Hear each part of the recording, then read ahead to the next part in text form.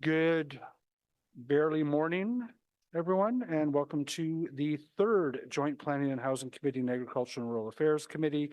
I want to acknowledge that Ottawa is located on unceded and never surrendered territory of the Algonquin Anishinaabe Nation, whose culture and presence have nurtured and continue to nurture this land. Can I ask the committee coordinator to do a roll call, please? Councillor Luloff, Present. Councillor Dudas, I'm here. Councillor Curry, Here. Councillor Kavanaugh, Present. Councillor Johnson, Here.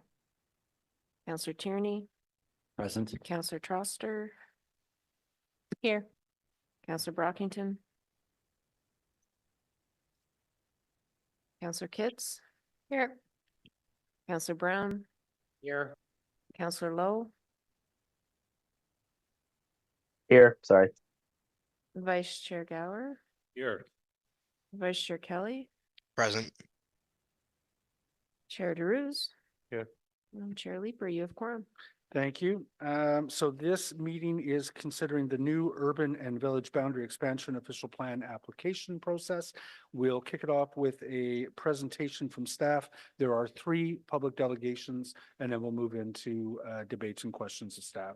So with that, I will turn it over to Royce and Alexandra.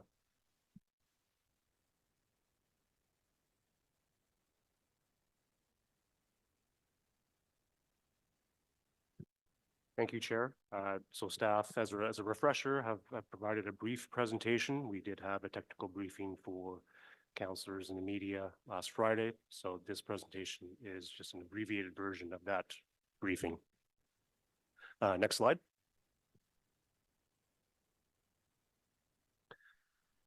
So by way of background, we are here today because a new 2024 PPS was announced on August 20th.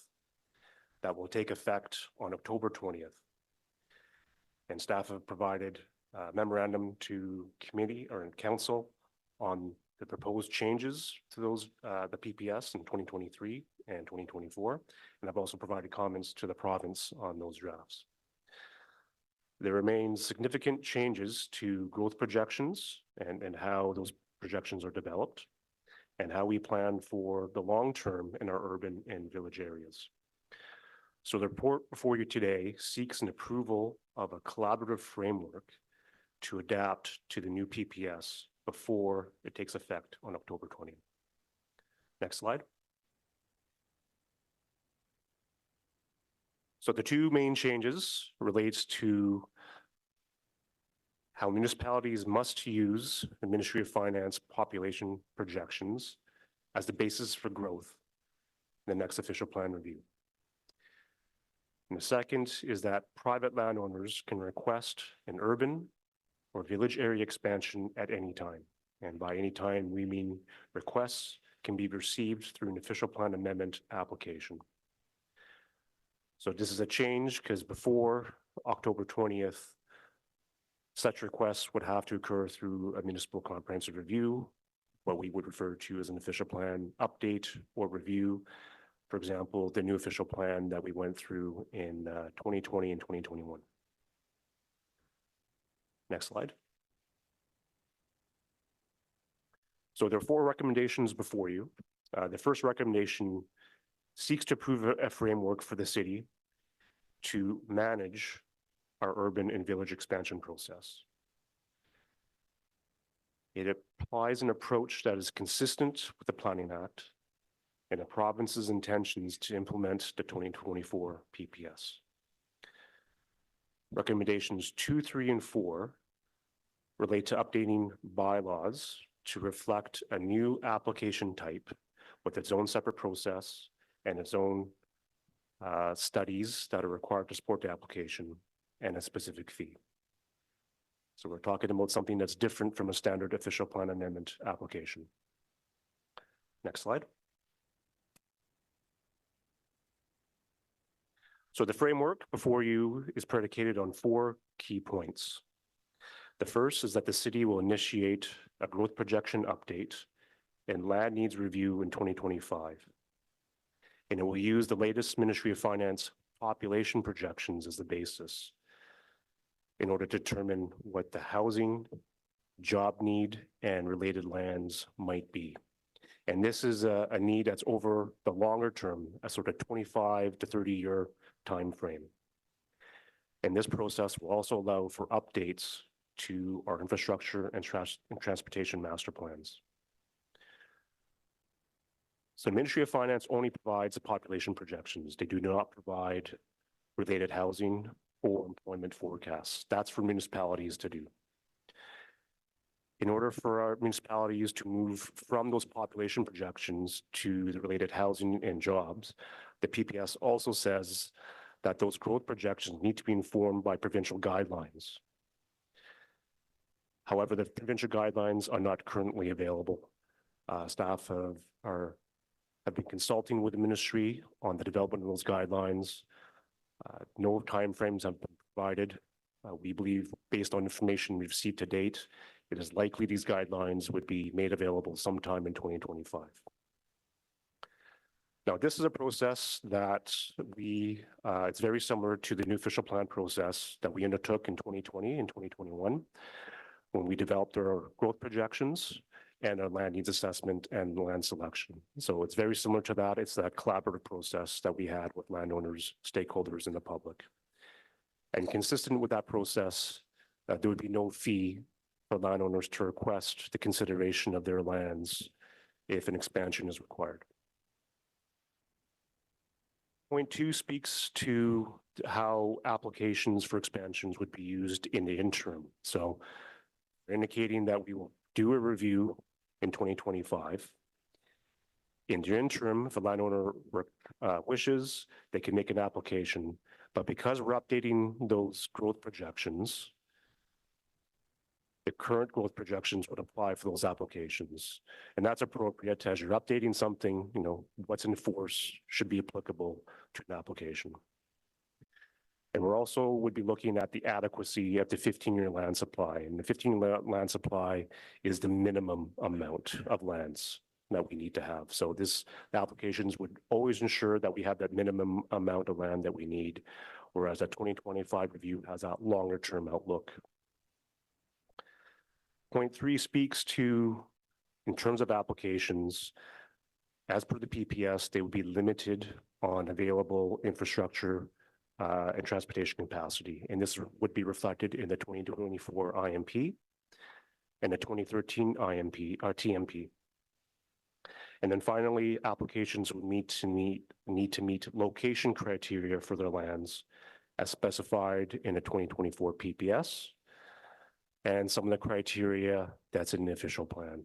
So some of this criteria was developed through the new official plan in 2020, 2021, when we selected lands to be added to the urban area. However, the official plan does not contemplate an application-based framework, so we need to update the official plan to allow for applications to have that site selection. So following this report, staff will work on an official plan amendment to conform to the 2024 PPS that will include location criteria for these applications. And that would be a public process for council to consider in consultation with landowners, stakeholders, and the public. Next slide. So in summary, the report provides an upfront, orderly approach. We want to provide a roadmap of where we're going for growth projections, and staff believes this process is in fact easier and faster to plan for a longer term future growth rather than through an application-led process. As part of that, the city will advance our growth projection update and land needs review from 2030 to 2025. In the interim, official plan applications for expansion would be considered where the current official plan growth projections and adequacy to 15-year land supply is not met, and there's existing residual capacity in the in effect transportation master plan and infrastructure master plan. So now I'll turn it over to Alex to provide some details on the application process and outcomes. Thanks, Royce. Next slide, please.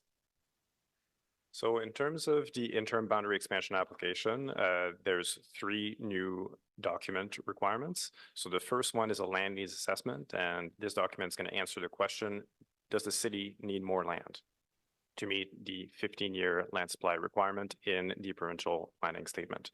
The second is the infrastructure capacity assessment, which is going to answer the question, is there existing or planned capacity in the 2024 IMP and the 2013 TMP?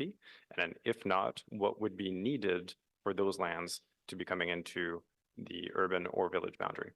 And the third document is a settlement area parcel analysis, which is going to answer the question why these specific lands should be added as opposed to others, taking into consideration the long-term interest of the city.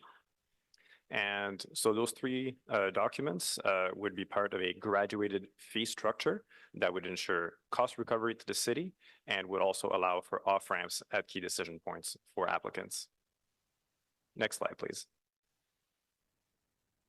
In terms of appeals, so official plan updates are approved by the Minister of Municipal Affairs and Housing.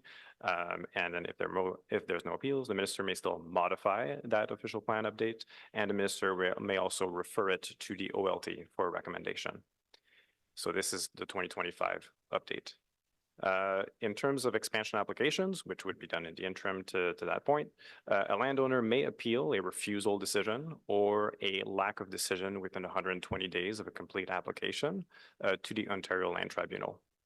That's part of the reason why delaying the review that's starting next year to 2030 would increase the risk of expansion application appeals and move towards a more litigious and piecemeal approach to growth management rather than a collaborative process that is proposed to start next year. Next slide, please. In terms of outcomes, the city will initiate a no-fee public process to update its growth projections and land supply in 2025. To conclude in 12 to 18 months using the latest Ministry of Finance growth projections. The city will deliver a new zoning bylaw and a new transportation master plan next year based on the current OP projections. They will then be updated once the 2025 growth projection and land supply update concludes. Applicants will be offered a graduated fee process for interim expansion applications at cost recovered in the city. And then updates the IMP and TMP would follow the 2025 comprehensive update to the official plan to update the land supply and growth projections. That concludes the presentation today. Thank you. Thank you very much, both. There are some motions that I want to put on or get put on the table before we move into the public delegations. The first of them is I believe relatively technical on the part of Vice Chair Gower. Can you go ahead with, I don't think we need the full thing, obviously, but the substantive motion? Yeah, whereas recommendations of the new urban and village boundary expansion official plan application process report amends 3 bylaws listed as documents 1, 2, and 3. And whereas streamlined versions of the documents have been produced in order to provide clarity on the amendments, therefore, be it resolved that document 1, 2, and 3 be replaced with the revised documents attached. And I don't know if members have the revised documents in front of them, but we can certainly make sure those are distributed. They're distributed, perfect. And then we also have a motion from Councillor Luloff regarding getting clarification from the ministry. Councillor Luloff? Yeah, sure. I mean, I'll get into the reasons for this motion in questions and answers to staff. But whereas the City of Ottawa is committed to meeting its new housing target of 151,000 new homes by 2031, and whereas the province directs all municipalities to maintain a 15-year residential land supply at all times, and whereas the province has brought in new legislation and policy that compels the City of Ottawa to consider private applications to add lands to the urban boundary at any time, and whereas the City of Ottawa planning staff has drafted a process to allow for these private applications that calls for applicants to use the population projections from the City of Ottawa 2021 official plan. And whereas the 2024 provincial planning statement calls for the immediate use of the most recent Ministry of Finance population projections as soon as the policy is in force on October 20th, 2024, therefore be it resolved that staff be directed to seek written clarification from the Ministry of Municipal Affairs and Housing on whether the City of Ottawa's process for boundary expansion applications submitted after October 20th, 2024 can direct applicants to use population and growth projections as contained in the City of Ottawa official plan, or whether applicants are to use the most recently published Ministry of Finance projections and provide the ministry's response on or before the meeting of council on October 16th, 2024, and be it further resolved, for further clarification, staff be directed to seek clarification on whether the province has ever issued a population forecast for the City of Ottawa. Thanks, Chair. Thank you very much, Councillor Lulop. So with that, we'll move into public delegations, of which there are three. Mr. Burgraff with GOBA.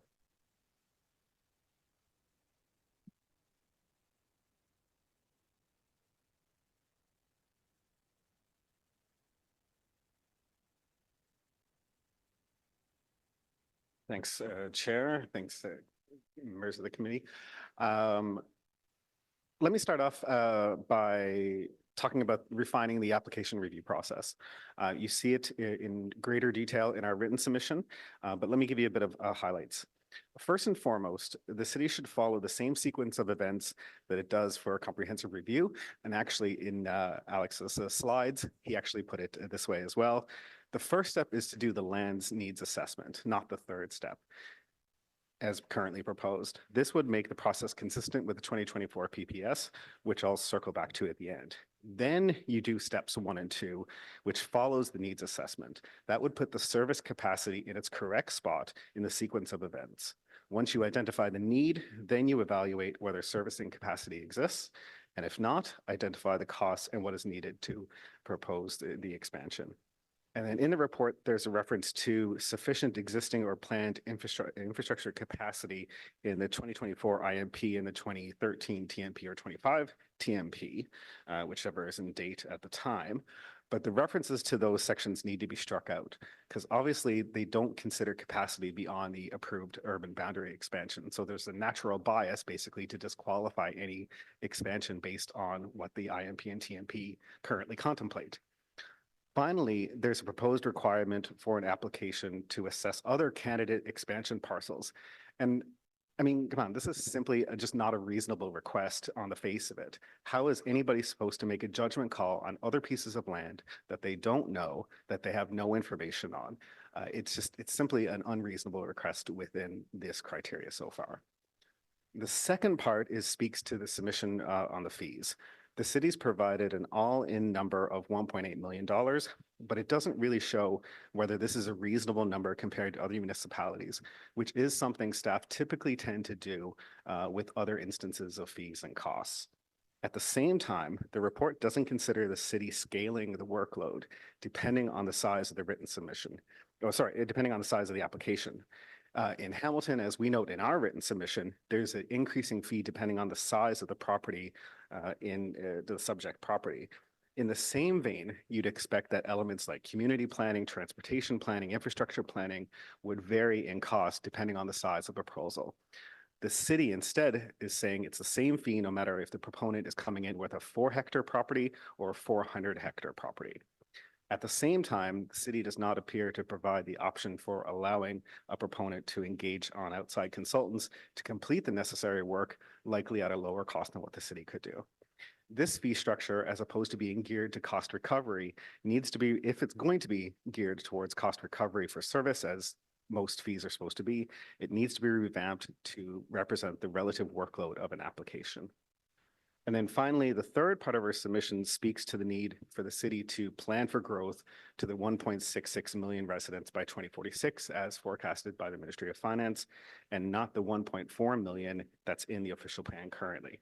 Now, Ursula is going to speak more to the legalities of this later on, but I want to speak to the city being pragmatic and course correcting in its planning regime.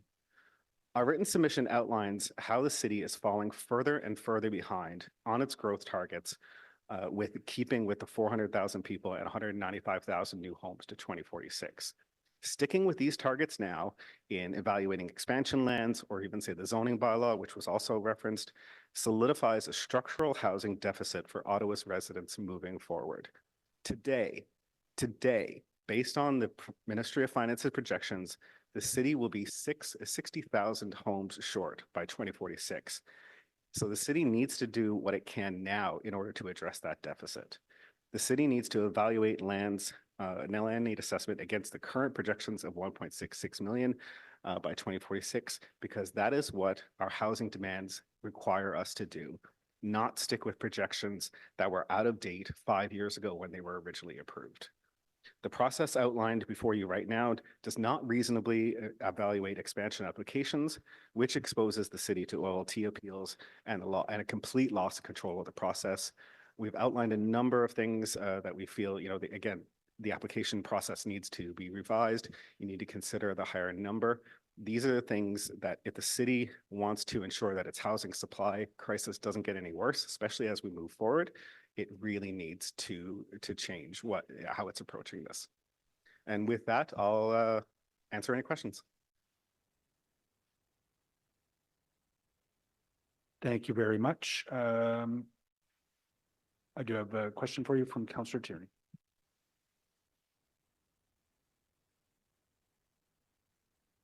I'm sorry, I'm on the wrong screen. Councillor Curry, you're first. Alrighty. So I just have a question for you. The challenge I think we have, maybe just me, is that we wouldn't expect you to say anything else.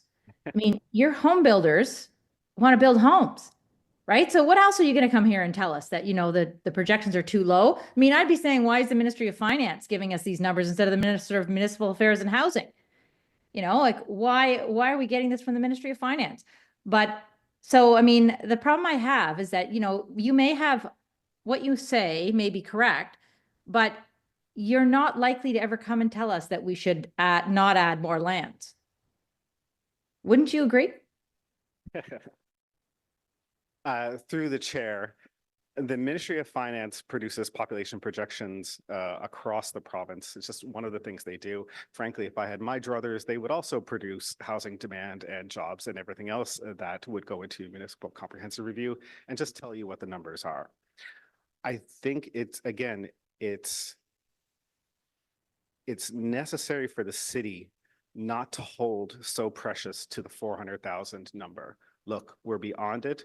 That is not the number of people we're likely to get over the next 22 years. Again, our written submission details how we have fallen further and further behind. We were 12,000 people below the projections when the GMS was approved in 2019. By the time the council approved the OP in November of 2021, the ministry was saying we were 130,000 people behind. Today, it's saying we're 260,000 people behind. The city really needs to, again, not to be so protective of that element. The OP planning, policies overall, the general direction, doing your hubs and corridors and everything else, that doesn't have to change. But if you are shooting for a target that is well below what your population growth is going to get, you're never going to address the housing issues that we have today, and you're certainly never going to improve them. All right. I just question everybody's, and not just yours, but everyone's ability to actually project into the future. Like everyone has an accurate crystal ball. Like everyone knows what government we're going to have that comes in and allows for various policies on newcomers and everyone else.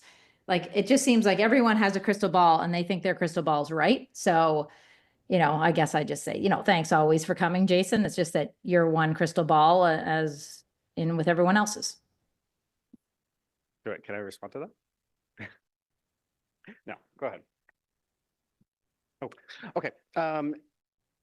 In a practicality point right now, the city has to take these numbers into consideration moving forward after October 20th. Disagree or not, that is how it is.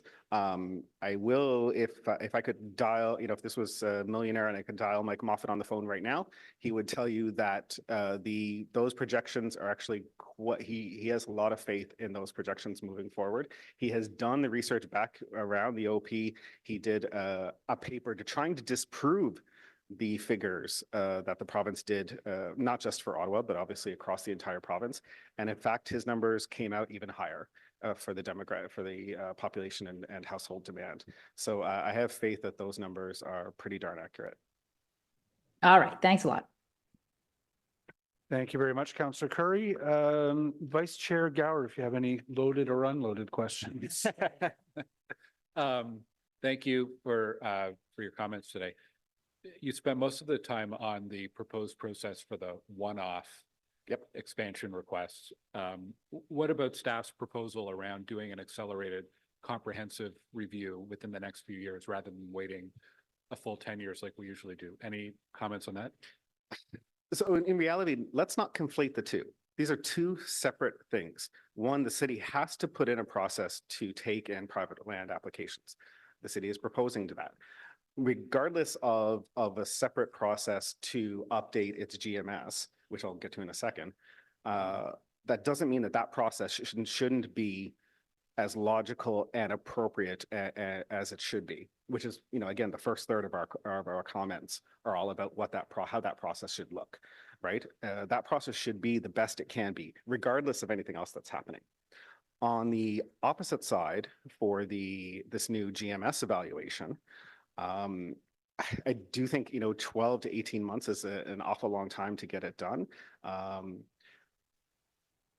We did just do this work. I mean, if the city had proposed to just extrapolate the work that it had done a few years ago with these new numbers, that would likely be more appropriate. Again, I'll name drop Mike Moffat. I think, if I asked him to take the finance numbers, he could probably turn this around in about a month, right? Like it's shouldn't be as difficult as it is. And at the same time, and it not take us long, like we're talking, we're going to start in 2025. But again, 12 to 18 months to finish the process. So we could be talking the end of 2027 before that number comes out, right? So again, we're behind the 8 ball now, almost 3 years from the date we're talking today. At the same time, you may recall when the OP was approved, part of its implementation plan, way at the very last chapter, was that the city committed to doing a 5-year GMS update as part of its implementation. So respectfully, the city is not doing us any favors by offering this up at this point. It was somewhat obligated to do so based on the implementation of the OP originally. Okay, if you had to pick one or the other, I realize the province has sort of told us what we have to do. Is it better for our municipality to be approving urban expansion areas as part of a comprehensive review on a cyclical basis, whether it's 5 years or 10 years, or is it better to be taking things one-offs? What's GOBA's or your members' preference? You'll have to forgive me and reject the idea that this is either or. Both of these things, again, can and should happen overall. We have to have a process in place that's demanded by the province. The process should be as good as it should be. At the same time, we should do an update, again, as we've already agreed to do overall, which would allow the city to hopefully bump up its planning regime and its planning documents to the demand that it's expected to have moving forward. Okay. I may have a couple others, but I'll leave it there for now, Chair. Thank you, Councillor Tierney. Great. Thank you very much, Jeff, for coming out today. I just great discussions, and I'll continue to listen on. And I think I need you to unpack a little bit more when it comes to servicing. I think that this is what this whole conversation is really about, is servicing, and a lot of, even from a city perspective, how quickly we're moving on things like TMP, IMP, all those things that actually, it's like juggling. We're trying to put it all together. Nobody predicted a 2-year killer virus, which slowed everything down.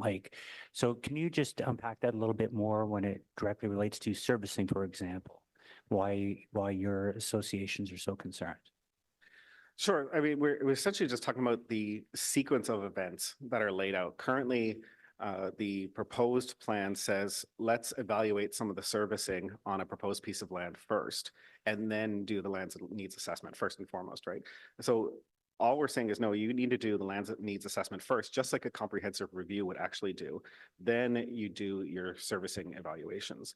The issue with tying it to IMP and TMP is a lot of our policies, and I think in the PPS, and Ursula can correct me if I'm wrong, where it doesn't allow you to run servicing infrastructure within the urban boundary, oversized right up to the edge, right? Because you're basically just sort of making that next piece adjacent, biased into being able to be expanded, right? Like there's a purposeful policy that prevents you from doing that.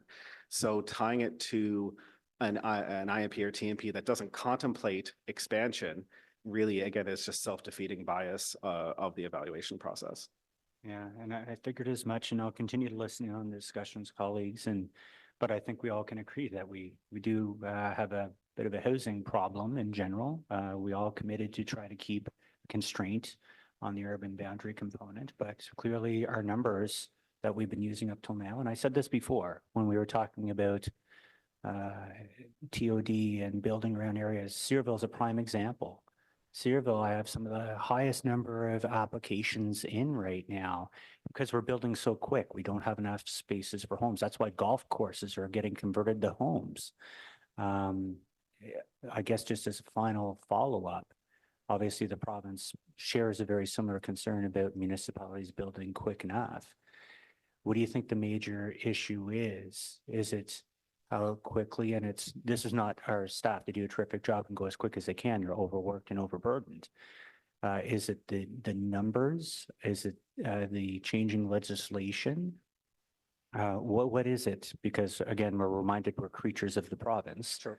They They really lay out how we do things within the city based on what we provide to them, and sometimes they run off with the homework, like Councillor Kit says. So it's always changing. What do you think the major issue is why we're not building fast enough in this city? It's all of those things. There's no silver bullet to solving any of these things. It is certainly, how long we take to process, what we're shooting for, the demands on immigration, the length of time it takes to construct a home, let alone, all of these things contribute. And there's no sort of one easy path to solving them. Great. Thank you very much. Thanks, Chair. Thank you, Councillor Kit. Thank you, Chair. At the briefing, I had asked staff if they had heard from industry about the fee. I'm assuming by your delegation, it all comes down to unit potential. So, 1.8 million could be a fair figure for larger parcels, but it may not be for smaller ones. Is that the position of GOVA? Yeah, like what's being proposed is just a simple flat out fee, and they've got the elements in. I am confident that the city, yes, it would cost the city $1.8 million to do this sort of evaluation. Could another city do it cheaper? Could outside consultants do it cheaper? More than likely, but we don't have good comparisons to do that. And like we said, the amount of work related to those individual elements really changes depending on, the size of the parcel that we're talking about, where it's located, how close those connecting services could or could not be. There are so many elements to evaluating this, again, on the principle of a fee for service on cost recovery. That really needs to be scalable to the application that's being reviewed. With so many elements as variables, what is GOVA's recommendation? Like, would it be based on land size, or is there something else you can? I think we haven't, put in a specific recommendation. Again, we know Hamilton's example of a graduated fee depending on a size. I think that's fairly reasonable. Okay, thank you. Thank you, Councillor Kavanaugh. Sorry, Councillor Diaz. I just have a quick question. When we're talking about growth, we're talking about, the Ministry of Finance numbers and the higher numbers. And I don't disagree that we need to assume that we will have a larger amount of growth than we did back when we started the OP. I have a question for you, Jason, in that, the city is ramping up its approvals. It's moving at an accelerated pace to meet not only statutory requirements by the province, but just the demand. I see a lot of properties, approved subdivisions infill density lands that are already approved, slated to be developed, that are not being built upon. And my question is as much as I appreciate your delegation, I'm taking that into to account, because we as the city have the responsibility to approve the lands to meet the growth needs. Can the development community keep up? Because once again, we have all of these approved parcels. They may be in the final phases of going through the process, but we're not seeing development on them. So is this something that is also an issue and holding us back from meeting our housing targets? Or is it your opinion that the processes are the ones that are the primary focus to be altered? Again, wouldn't say that it's necessarily tied in the same way. Ultimately, a lot of development that it is waiting for particular approvals or whatever else, and it's something like 98% of the expansion lands that the city of Ottawa had approved in the OP are in some sort of secondary plan phasing right now. A temporary market status of slower activity, whatever else, shouldn't dictate good planning principles for the city, in its longer term forecast. Yes, right. Again, sales are down to like 60% of where they should be, right? Activity has a subsequent slowing as well. But again, that's a temporary market factor, much more temporary. It's been a longer temporary period than we would like, for sure. But inevitably, at some point, that dam will break, pent-up demand will come back, and the city will go back to rip-roaring activity as it saw a number of years ago. But again, I appreciate the impulse to pull those things together, but in fact, it should not inform how we make our planning decisions for the long term. I absolutely agree with you that the city needs to have that vision based on the official plan for how we build our city and where that growth happens. I also do want to point out, though, and I know you say it's not necessarily to be connected in this conversation, but we can approve it. You guys have to build it. So thank you for your delegation. I very much appreciated your points about the servicing aspect, and I'll pass it to my council colleague for next questions. Thank you. Well put. Thank you, Councillor Dudas. Councillor Kavanaugh? Yeah, thank you. I'm seeing projects in my ward that have been approved that are sitting there some 5 years. So there's possibility of growth. And I'm wondering to myself, like following Councillor Dudas is talking about, is it that what is the incentive to get them going? And what I see the problem is we're going to have an imbalance, because our official plan was to target 60% of growth in urban areas like my ward. And this is going to create more sprawl. This is talking about opening up the land use, and that's expensive for us. Development charges, of course, are a problem that you will say is expensive, but we're going to be on the hook for a lot more sprawl. That's my concern. So is GOBA realizing that this is overall going to be very costly, because if we don't keep that intensification up? Through the chair, Councillor, thank you very much. My suggestion, in fact, would be to use the 1.66 million figure in everything that the city is doing, including the current zoning, comprehensive zoning bylaw thing that's going through right now. If we're not going to solve 260,000 more people just through land expansions, for sure. It's got to be all the avenues, including densification, taller buildings around LRT, bigger buildings along major corridor or major and minor corridors with bus rapid transit. The city, every element of the city's planning regime, and again, I'll bring up the zoning bylaw. Right now, the city should be saying to the zoning team that is redoing the bylaw to say, you know what? We need to shoot for 660,000 people, not 400,000 people in terms of growth. Because right now it's affecting that process as well.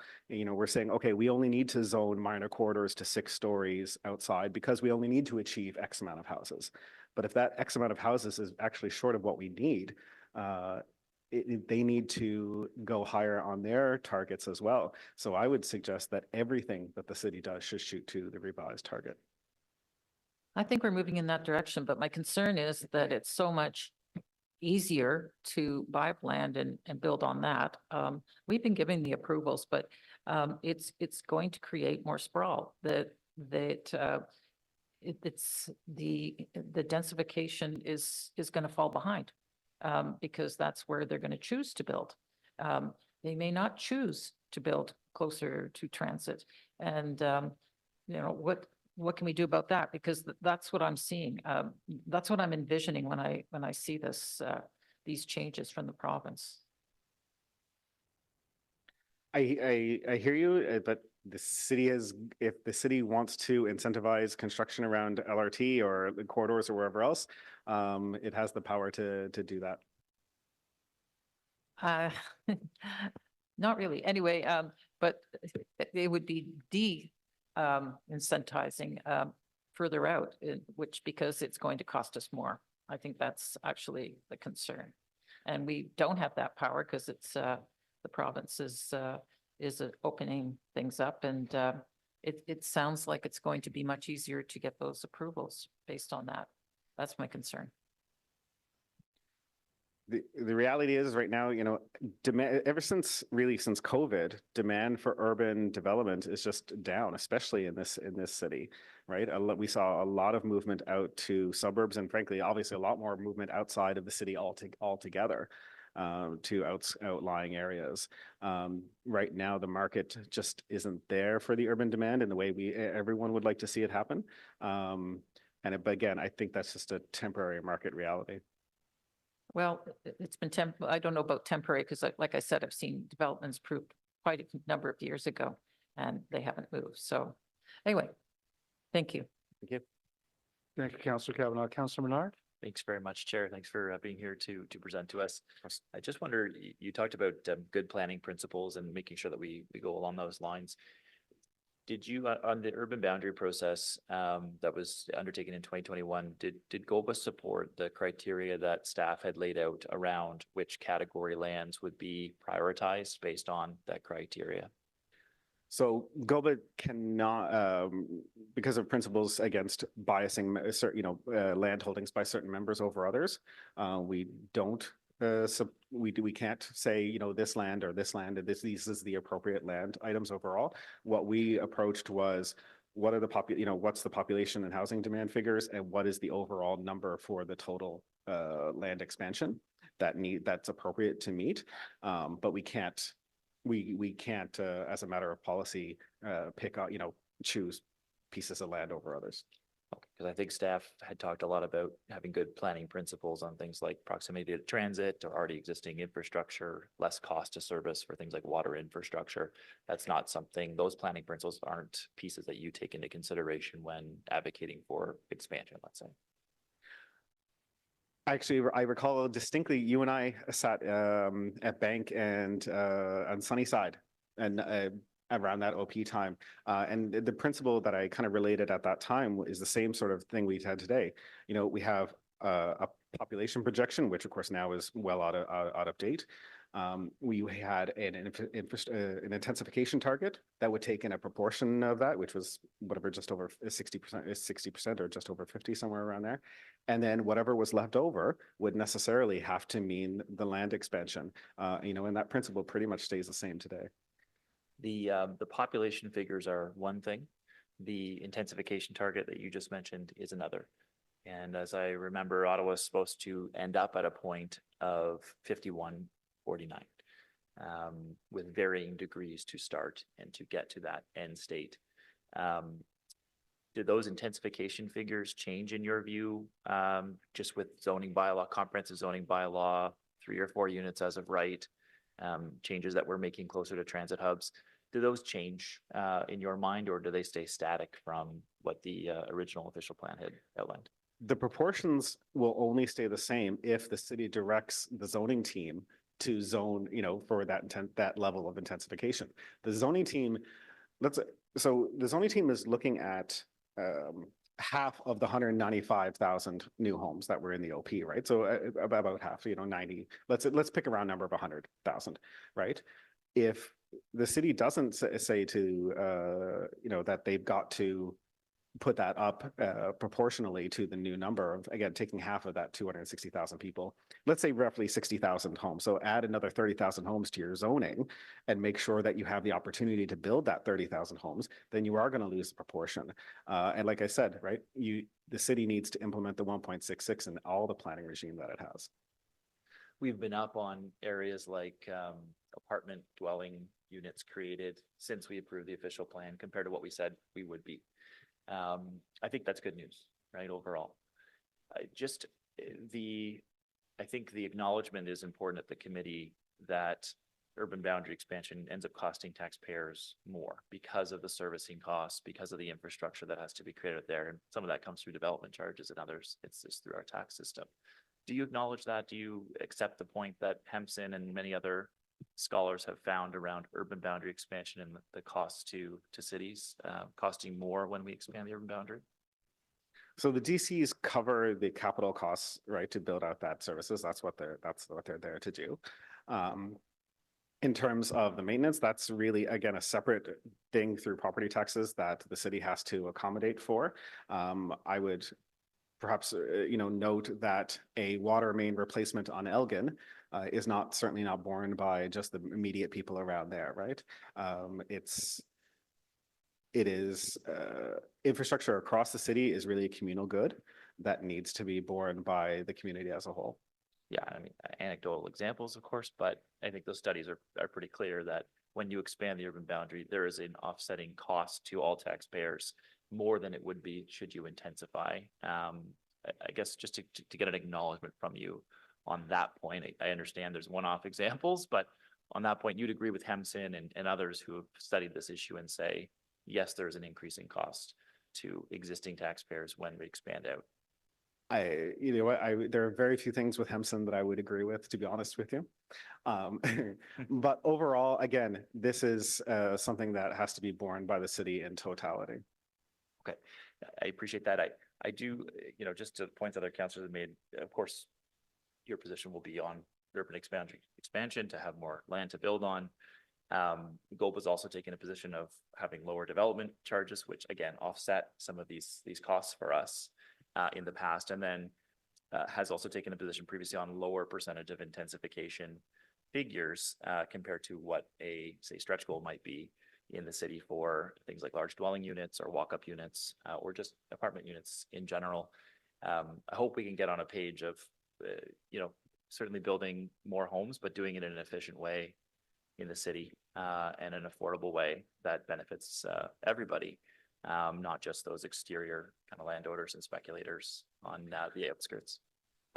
Through you, Chair, I would challenge anyone not to come and look at the number of times I've come to this committee and beg them for more zoning related to intensification. And my public remarks, I think, speak more to intensification than they do any other subject. I appreciate. Gentlemen, can we bring this back to the topic at hand? Certainly please? appreciate that advocacy and hope we continue on that line because urban boundary expansion is not that. So thank you, Chair. Thanks. Councillor Kitts. Thanks, Chair. Just based on your comments to Councillor Menard, is it GOBA's view that the draft zoning bylaw doesn't go far enough in terms of directing intensification to the urban area in order to stop the need for sprawl? What I'm saying is the scale needs to be higher.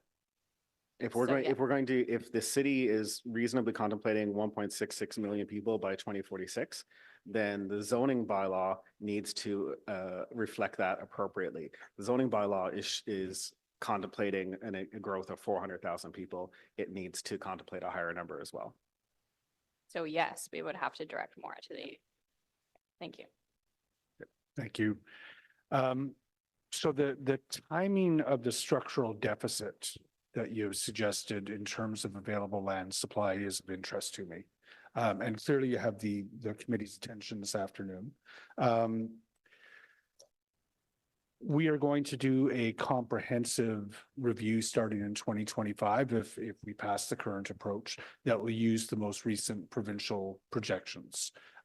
So we will establish a land need according to whatever the most recent provincial projections are, and that may or may not be, but it probably will be a 1.66 million population projection by 2046. But I think the crux of the discussion today is, should we be using that for the applications that may come in the door today or immediately upon the coming into effect of the new provincial policy statement?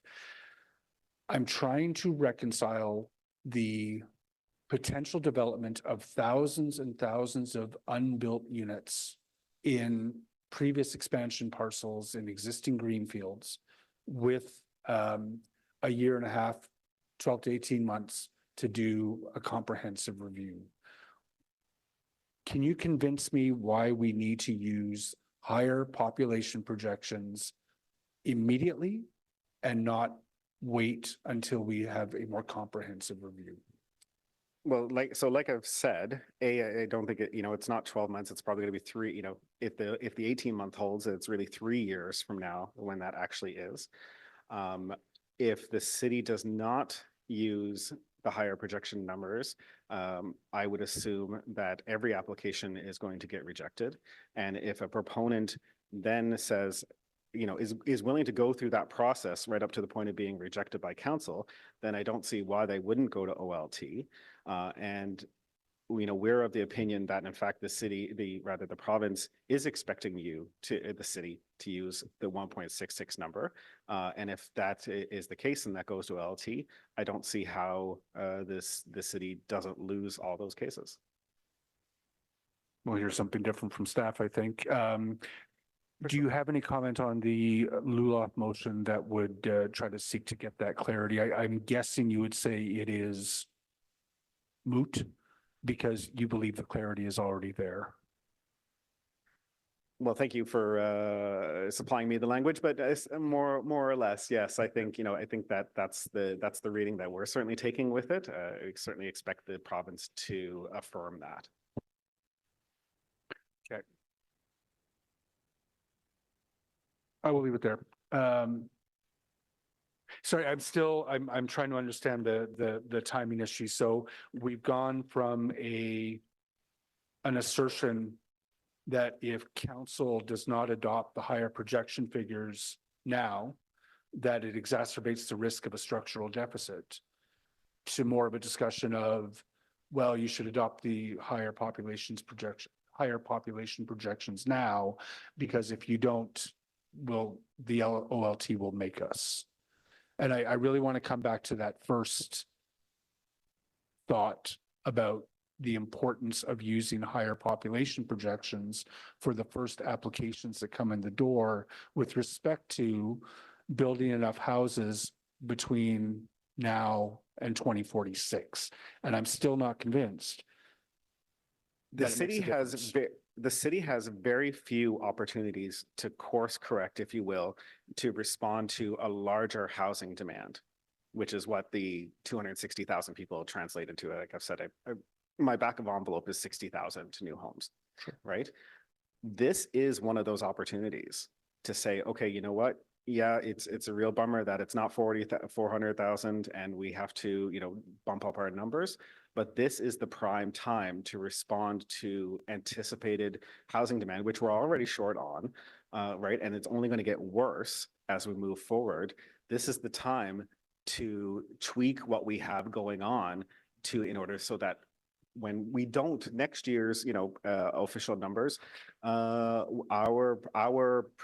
city's projection numbers are much closer to the Ministry of Finances, or matches the Ministry of Finances numbers and their projections up to 2026. If those two numbers match, then we know the city's planning regime and its policies that it's doing to get more housing and the housing it is planning for matches what our population growth is. Right now, we're well behind that target. The other piece I'm struggling to reconcile is this question of capacity. I have some significant sympathy for the notion that we should be considering new parcels where hooking into planned capacity is relatively straightforward. You know, maybe a front-ending agreement away. But there are instances where servicing capacity is going to be significantly more expensive. The catch-22 that you've identified with respect to how do we plan capacity for lands that we have not added to the urban boundary is obviously a conundrum. Do you have a notion of what a reasonable definition of existing servicing capacity would be? That would really be beyond my expertise right now, but again, admittedly, but again, this is what the evaluation process that is in front of us today is for, right? To evaluate what is the servicing need, what's the potential, what is the cost of doing so, to move forward on whatever the subject piece of land is. Okay. All right, I'll leave it there. Thanks. I believe Ms. Mellons will be addressing some of the same topic areas, so there may be further questions for her. Thank you very much. I'm sorry, I'll Thanks for just the double check. Yep, thank you. Our third public delegation was unable to stick around, so Ms. Mellons will be the final delegation on this item.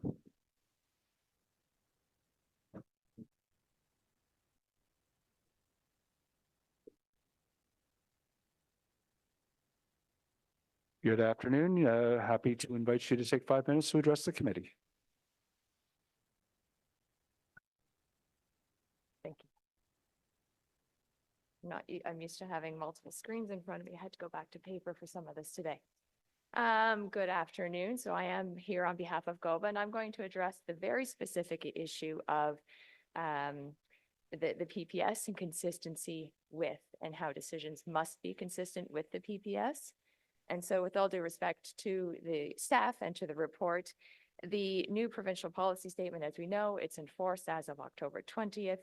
It still contains the consistency standard. And so historically, there's case law on this point. There's conformity, consistency. Consistency does represent a higher standard of adherence to those policies.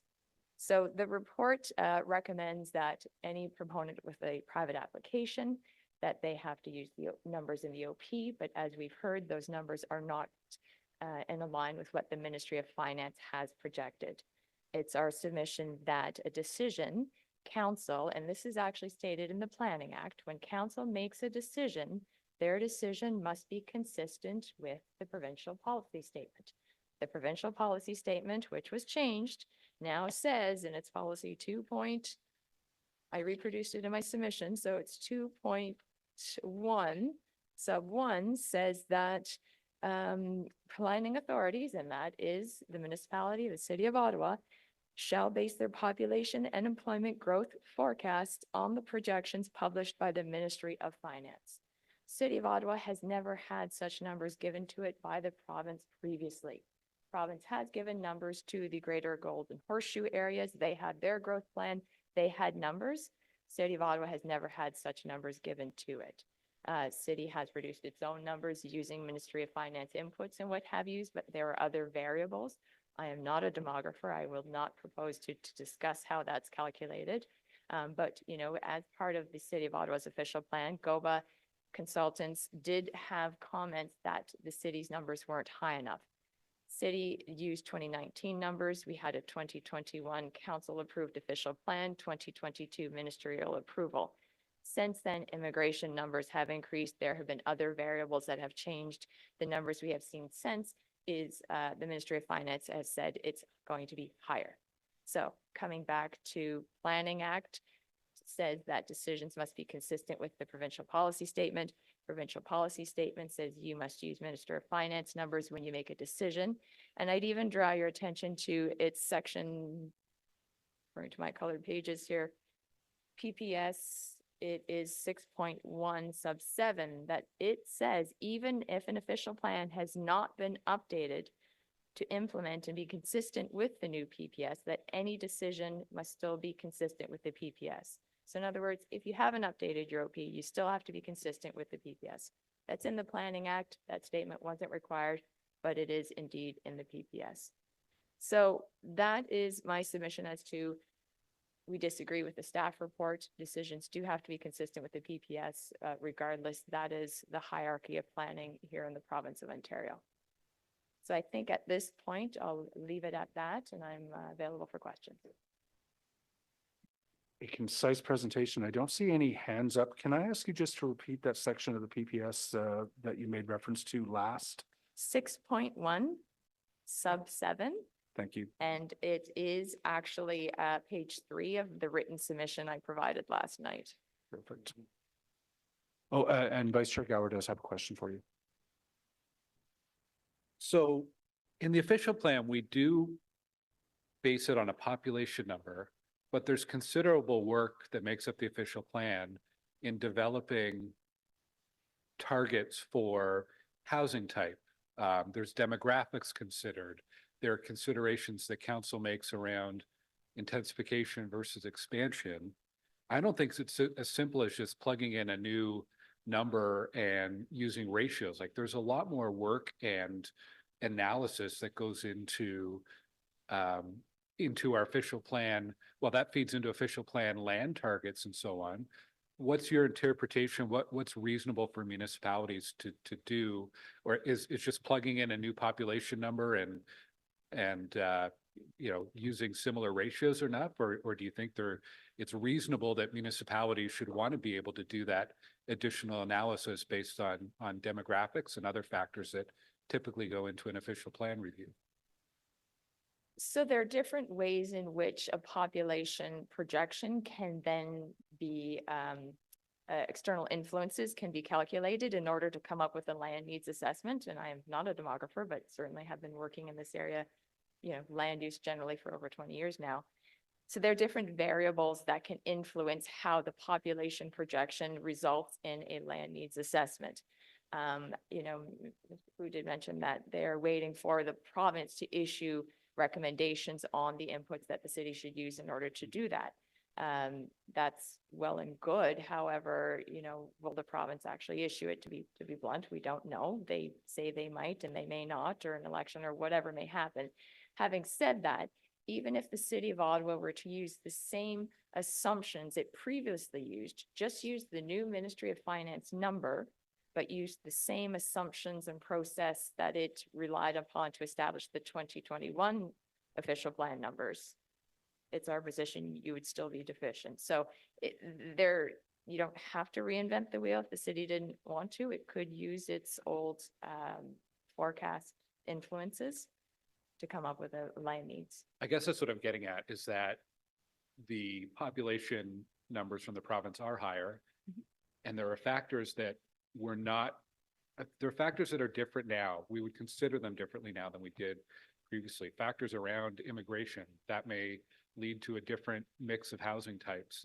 Factors around affordability may be changing people's preference, a single home versus a less expensive home. So yeah, I guess that's, I know nobody can answer it here, but I really don't think it's as simple as some people have presented, that just plugging in a new population number and then we can work from that. I think we'd be heading down, there'd be some challenges and some unintended consequences from that. Thanks, Chair. Thank you, Vice Chair. Those ministry population projections are yearly? The Ministry of Finance does produce them for the province, correct? And they are released approximately annually, typically late spring is my understanding. This year there was a bit of a delay, but they were indeed released, I think it was a couple of weeks ago, in the last number of weeks. But yes, it is the Minister of Finance that ministry that's responsible for doing this, the statistics demographic work. I'm trying to understand how we deal with yearly potentially changed population projections and still maintain the integrity of our master plans and DC background study. Ideally a buffer, to be blunt, Mr. Chair, ideally a buffer should exist within the official plan to accommodate that growth. And that keeps coming up in my discussions with various parties, is the need to give ourselves some buffer. I assume at this point it is probably premature for anyone to suggest that they have an appropriate methodology for determining what that buffer should be, right? Well, I mean, the. Or do you just, as a matter of policy, say we're going to plan for 25% more than what the Ministry of Finance is saying? Well, the PPS actually directs that certain timeframes be planned for. So the PPS does say you have to have 3 years of service land. You have to have 15 years of land supply. You can do the 25 to 30-year longer projections now. So, you know, those are targets that must be met, and again, consistent with the PPS. What's interesting is this new PPS permits servicing to be longer planned. And that's one of the newer changes to this, so that you can plan for, okay, our land supply for 15 years is this, or 25 years long-term, et cetera, is this, but we are gonna oversize this sanitary treatment facility when we're constructing it now, rather than being limited to the 25 years, because we don't want to have to update it in 10 years. And that's a financing debenture. I'm sure Ms. Enta can correct me and what have you, but that's one of the changes, is that can be planned for now. But transportation infrastructure, libraries, all the various different things, we don't necessarily have that additional flexibility.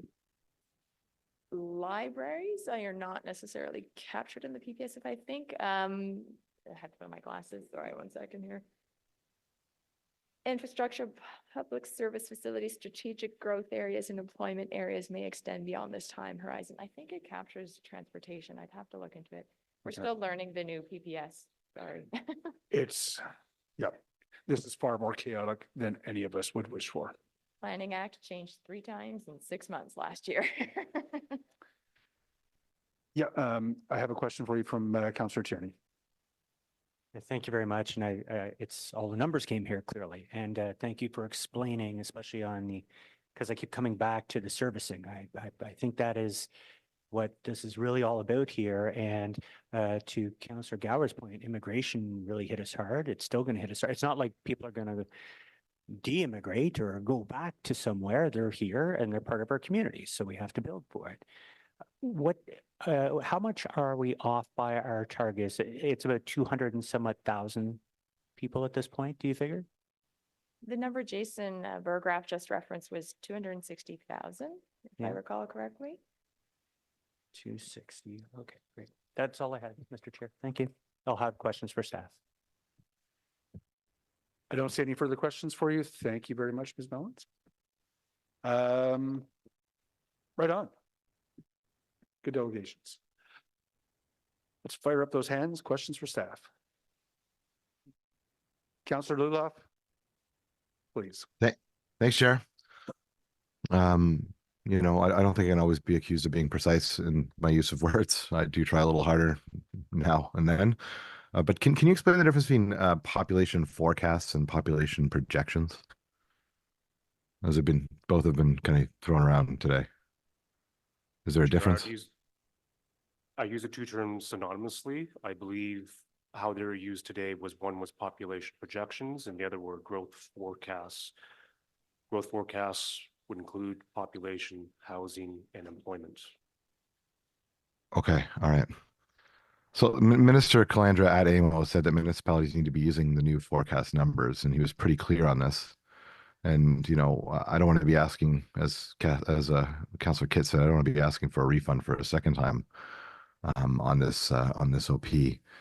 Another thing that we heard at the technical briefing, which truly appreciated, lots of great information there. I only tend to sit on planning if it's a joint planning and something else committee, so it's nice to be able to learn a lot of this. I know many of my colleagues have sat on planning for years and have a bit of a better understanding, so just apologize for some of these questions. But you know, why it was mentioned that it would take 12 months to calculate land supply if given new numbers. I'm just wondering what goes into that and why would it take so long? So Chair, staff was just using the time frame that we saw in the 2020-2021 official plan.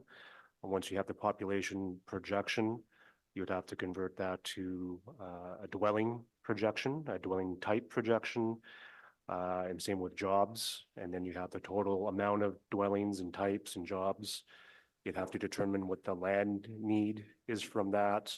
You have to update existing supply in order to determine what the potential new expansion would be. And then there'd be a selection process. So staff would estimate about approximately 12-18 month timeframe, just using what we saw on the new official plan as a benchmark. We haven't developed an algorithm to do any of that work, or can't use AI to at least do part of that work. It sounds like it's just math. This is something that takes So, takes Chair, that long.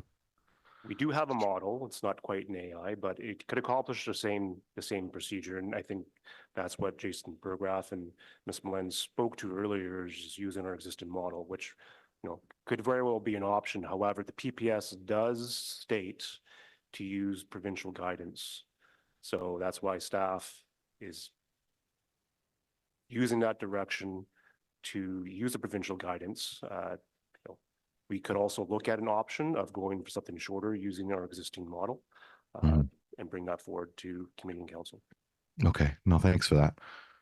So the ministry approved our projections in the OP, and then put land into our OP, and then took land back out of our OP. It's been just a bit of a dog's breakfast this term when it comes to our OP, and kind of has left us with our heads spinning a little bit. So the projections that we used, were those ministry provided projections like the Golden Horseshoe Plan, or were those just our projections and they accepted them? So, Chair, those were City of Ottawa generated projections in consultation with GOBA, but most importantly, they were benchmarked against Ministry of Finance projections for Ottawa at the time and Statistics Canada projections for Ontario at the time. And we looked at the different assumptions for the components of growth, and the result was a less than 1% difference from what the Ministry of Finance at the time projected for the City of Ottawa in terms of population. Would you describe like all of this kind of confusion and in and out regarding to a city's official plan that happened with the City of Ottawa over the course of the last, 2 years is pretty exceptional? Have you ever seen anything like this before? Like, I feel like we've got the ministry coming in and saying, nope, you didn't do it right. Here's land. And then saying, oh no, we're wrong. It's like, has this been an exceptional period? So, Chair, I have not seen this before, and I would agree with the councillor that this would be an exceptional Interesting. Okay. recent history. Okay. Thank you for that. This process, I think, leaves us a bit exposed to the Ontario Land Tribunal Board making OP decisions for us. I think that these are decisions that we should be making as a committee and council, not an unelected board. I think that Councillor Cherney and I have talked quite a bit about how we don't appreciate it when unelected boards. I think that he uses a couple more qualifying words when talking about another unelected board, but we prefer to make our decisions at the council table as elected officials rather than passing those decisions off and abdicating that responsibility to an unelected board.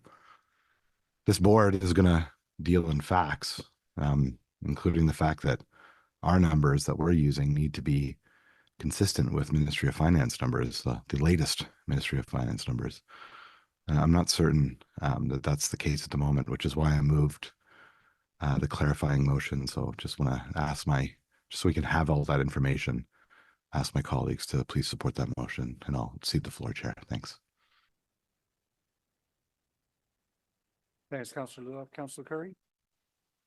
Thanks, Mr. Chair. And I support Councillor Luloff's movement to get more information. You wonder if you get back anything on, well, we have an RCMP investigation going on right now, and that's sort of playing into this. This stuff drives me absolutely crazy. We had numbers, and now all of a sudden we have new numbers, and, based on assumptions, right? And we all know the saying about assumptions, when you assume things. I would love to get more information, as Councillor Luloff's asking, and see if we could actually get some true reasons why this number has gone up out of nowhere.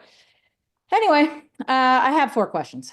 One is, can the city actually project whether the urban boundary expansion in itself will assist us in meeting this housing pledge target? Just that alone. I say that because, Councillor Kavanagh and other councillors made such good points about how many applications we have out there where people aren't building at all. So can staff actually tell that this urban boundary extension is going to make the big difference?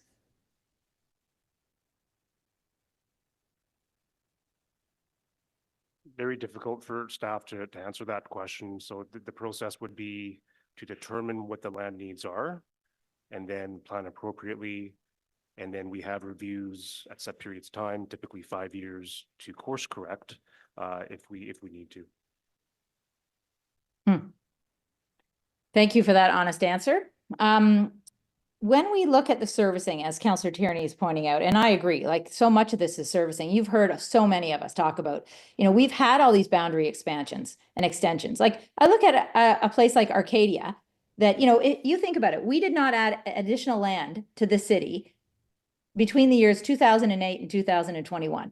So the land for Arcadia was put into the urban boundary. Prior to that, it still doesn't have a bus.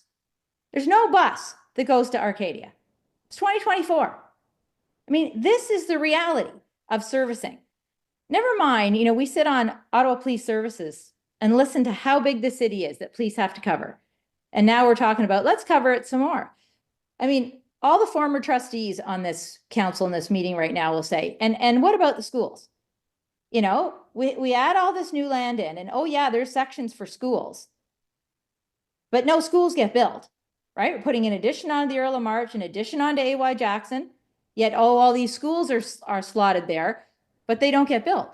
So, this frustration is not directed at staff here, but do police, emergency services, conservation authorities get to comment on this in terms of what we're doing right now, in terms of what the real servicing costs are? So Chair, those external agencies would be able to provide comments through if council directed a 2025 review, we would receive comments from those agencies, and as those lands are brought into secondary planning, they'd be part of those conversations as well, and all the way up to draft plan and subdivision as well. So those agencies have the ability to provide comments through multiple avenues in the planning process. I would also note that through the application, urban village expansion application process, those agencies would also have the ability to provide comments. Thank you. Do you know that, and have they in the past, they would actually give cost estimates for what it would cost? Is that, is that a big part of it? Sure, I'm not aware of, at a growth update review, agencies giving us costs on what it might take for those agencies to put a facility in those locations. Sometimes, for example, school boards are reliant on provincial funding and they may not have an envelope, a predictable envelope at the time that these lands are being considered. Yeah. Thanks for that, Royce. I mean, but in reality, if they were to give us costs, I think we might have slight heart attacks. I mean, the school boards will come out and say, oh, they know how much it costs to build an elementary school. They know how much it costs to build a secondary school. So they'd be saying, well, we'd be looking at, 50 million, 50 million, 20 million, 20 million, 20 million. Like, does anybody care about these costs, right? And where does that go? That goes to the Ontario taxpayer. So, sorry, Councillor Curry, the criteria by which parcels would be added or not is probably something that we would be taking a look at in the growth plan. I'm just wondering if we can bring this back. There are a lot of hands up to what is on the table today. Sure. Well, it is on the table, really. I mean, if we're going to look at the process, I want to make sure that they are consulted with costs. So that is why I'm on topic, I feel. However, my last question is, will the previous scoring from the 2021 OP study be used in the next framework? So same categories, transit, servicing, or will they just simply be saying, well, that was scored high last time, so of course it would be high this time, instead of looking at it relative to the other parcels? Will that be a part of it where it's actually rescored based on our new reality? Just for clarification, Chair, that would be the 2025 update review? Yes. Yeah, so staff would likely bring forward very similar scoring to what was used in the new official plan. If any updates are required to that scoring, we would certainly provide that rationale, and that scoring would be available to committee and council so that they're aware of what staff is proposing to how to score potential candidate expansion lands. Okay, well, I would like rescoring because I think a lot of things have changed relative to other areas. Just let me make that comment. And then the last thing I just want to say is there any ability, to Councillor Kavanaugh's point, is there any ability for a city to say, listen, we're not expanding urban boundaries until the existing applications are actually built? Do we have any power? And this is really for anybody listening. Do we have any ability to do that? So Chair, I'll look to legal counsel to provide an alternate or correct, but there's nothing that I'm aware of in terms of if we are planning for a need, we're identifying that need through a designation, that designation exists. I'm not aware of any ability to phase an approval based on construction. Are we getting a legal comment? I was expecting that to be the answer. Sorry, Chair. Yes, Mr. Fu is correct in that assessment. In terms of the reading of the provincial policy statement, now the provincial planning statement, and the legislation that is in place. Okay, thanks. Well, I would just comment that this is the crux of the problem, right? We have no ability, and as Councillor Kavanaugh so properly said, the other lands are so much more attractive, right? So we have no ability to make developers build on what has already been approved, and then they look at new lands and think, oh, it's way easier there. Forget those other applications. Let's move over here. And that's why we have urban sprawl. So anyway, I appreciate this. I'll certainly be supporting this. I like the order of operations that GOBA does not like. So I'll be supporting this and on all the other motions. But yeah, I'm not impressed with the projections. Thank you, Councillor. Committee Member Kelly.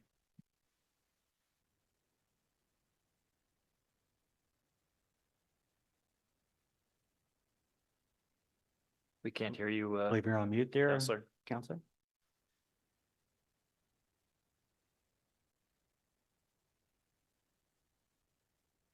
Can you hear me now?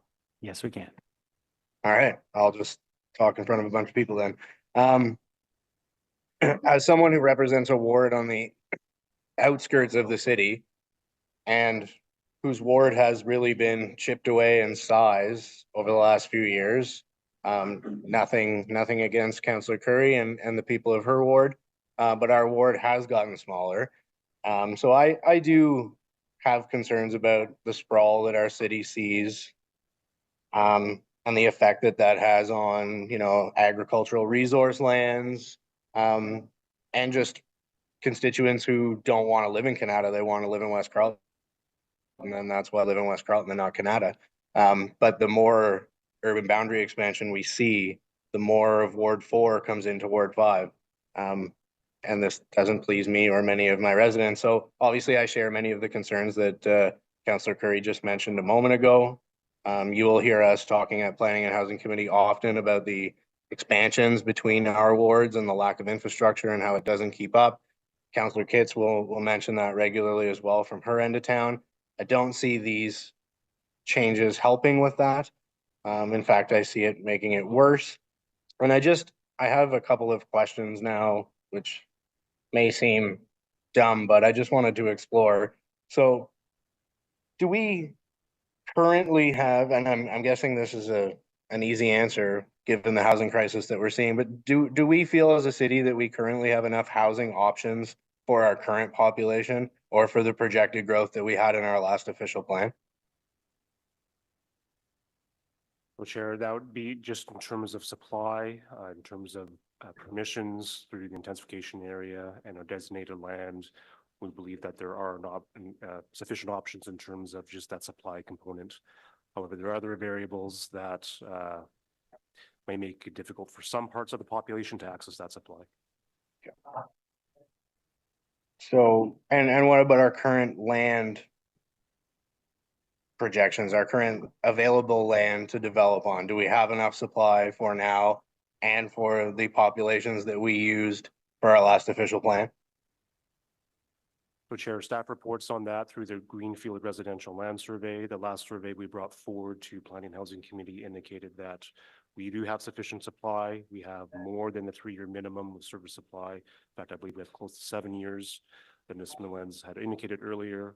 We have more than 15-year supply as a minimum. And we look at a designated land, including what council brought in through the new official plan, we have a 25-year supply. And would you agree that increasing land supply does not necessarily increase the amount of housing options or supply for the population? Chair, I would agree with that statement in the short and medium terms. Thank you. First of all, has the city, I guess this will be my last and most substantial question for you, Mr. Fu. Has the city determined that it will not be able to meet the new provincial policy statement population projections using existing infrastructure and lands that are already within the urban boundary? So Chair, staff have not provided that, have not done that analysis, and that's actually part of the process that staff is providing for recommending in this framework is to go through that examination. It's starting in 2025 for that update. Okay. And then if we find we are able, if it is our position, it's our policy, our planning policy people's position that we have enough supply of land to accommodate those changes, would it then be your opinion that we would reject any applications to expand the urban boundary to accommodate that? Chair, if there's staff confidence in that scenario, then staff would likely refuse applications if there's sufficient supply as required under the PPS. And I guess that's where everyone is concerned about this going to the OLT and us losing complete control over the ability to determine where our urban boundary is and where our village boundaries are. So those are my questions. Those are my concerns for now. Thank you very much, Mr. Chair.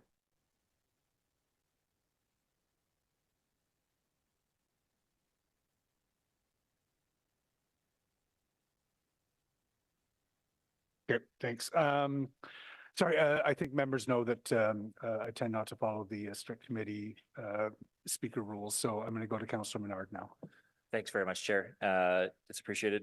I don't either as a chair, because I think if you're here in the room or online and you're participating, then whoever got their hand up first is next on the list. So I respect everyone's ability to share differently. So just to staff, we had heard from Goba about the population figures, and when I had read the PPS and the statements that came from the city just in the immediate as of October 20th, we had a choice whether to use the population figures that were established by the city or the province for the time being. Is that not accurate?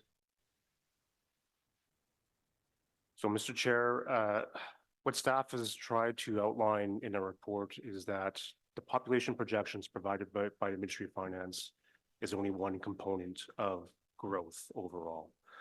So in order to assess the resulting growth from those population projections, staff is proposing to do that review. So very difficult for staff to answer on October 20th whether Ministry of Finance population projections versus the city's existing growth projections prevail, since the Ministry of Finance population projections, in essence, is uncompleted work to determine future growth. Okay. That's less clear cut than the statement I had read, but I appreciate the answer. With regard to our intensification figures, we've added a lot of land already. And so that would then be part of our, I guess, existing intensification numbers when considering any expansion. So at the end of the planning period, those greenfield lands that were added previously are in. They're part of intensification in our city. So that 5149 number, when considering new land that would be added, would likely change because that new greenfield land had been added, those 1,281 hectares had been added. So that intensification figure overall would include those lands that were added, would they not? So in terms of intensification, Chair, through the new official plan, we established a built boundary at a certain date, and for the official plan, July 1st, 2018 was the established date. So basically there was a line drawn on our schedules, and anything that was built as of that day is considered within the built up area. So hence intensification. Anything that was not built would be considered greenfield. Okay, so if lands had not been constructed by the date of a built boundary, it would not be considered part of intensification. Okay, I see what you're saying. But I guess that 5149 number may shift in terms of our own numbers that we've seen since we approved the official plan.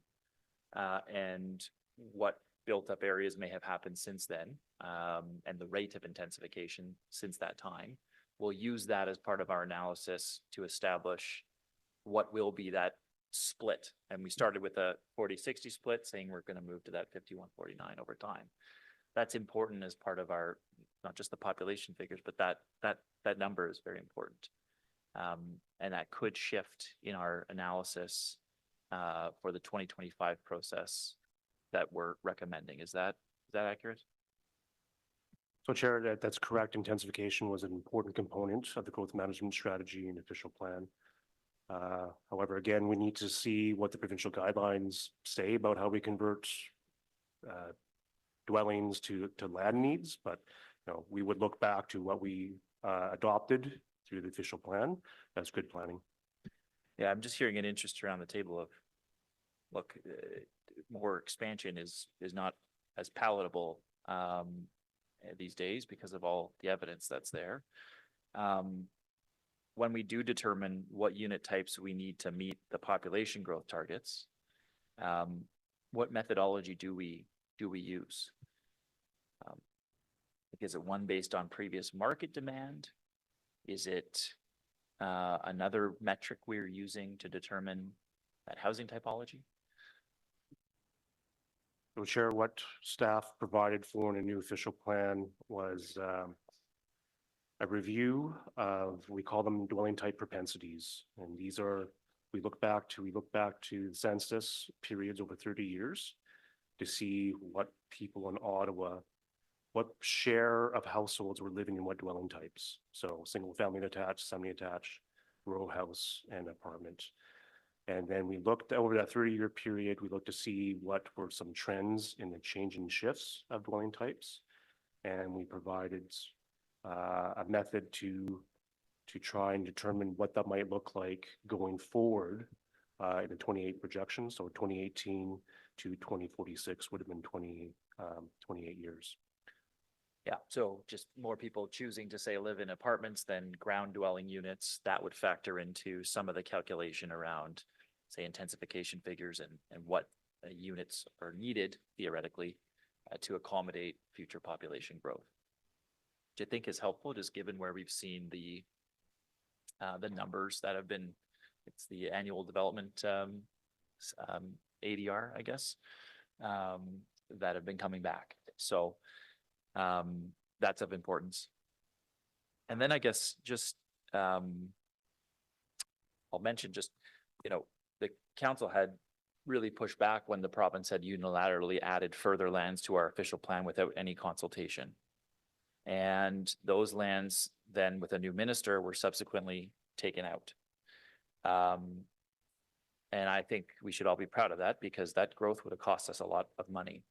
It doesn't mean those lands will automatically come back in this process, but again, our hands seem a bit tied with the way the OLT has been set up and the way the population figures have been selected and the process that's been put in place by the province now. And so there's more tying of hands, but a little bit more control for municipalities than unilaterally changing the official plan, Chair. And so I guess the question would be, is there an anticipation that some of those lands that were added by the province, which previously had scored well in an old process, may score well again in a new process? And might those lands that were subsequently taken out, is there anything that we as a council can do, I guess levers we can pull in this exercise to prevent for as much sprawl as we can, right? To really limit the sprawl that we're seeing in our city. I think what I'm looking for as a councillor is what those levers are on the staff side to make sure that we're meeting targets while limiting the expensive, unnecessary, again, poor planning that we may have as a result of this process. So kind of a larger question there, but it just, if staff have a response on how you're going about this, that would be great to hear. So Chair, in the 2025 update, staff would provide sort of that methodology, very similar to what we saw in the new official plan for how we would determine the land need and how to allocate that. And for example, the discussions earlier on intensification targets and how that would continue forward throughout the planning period would be an important element to that. So there would be considerations for those elements of how housing and job need would be translated to the amount of land, and then how that land would be allocated through a criteria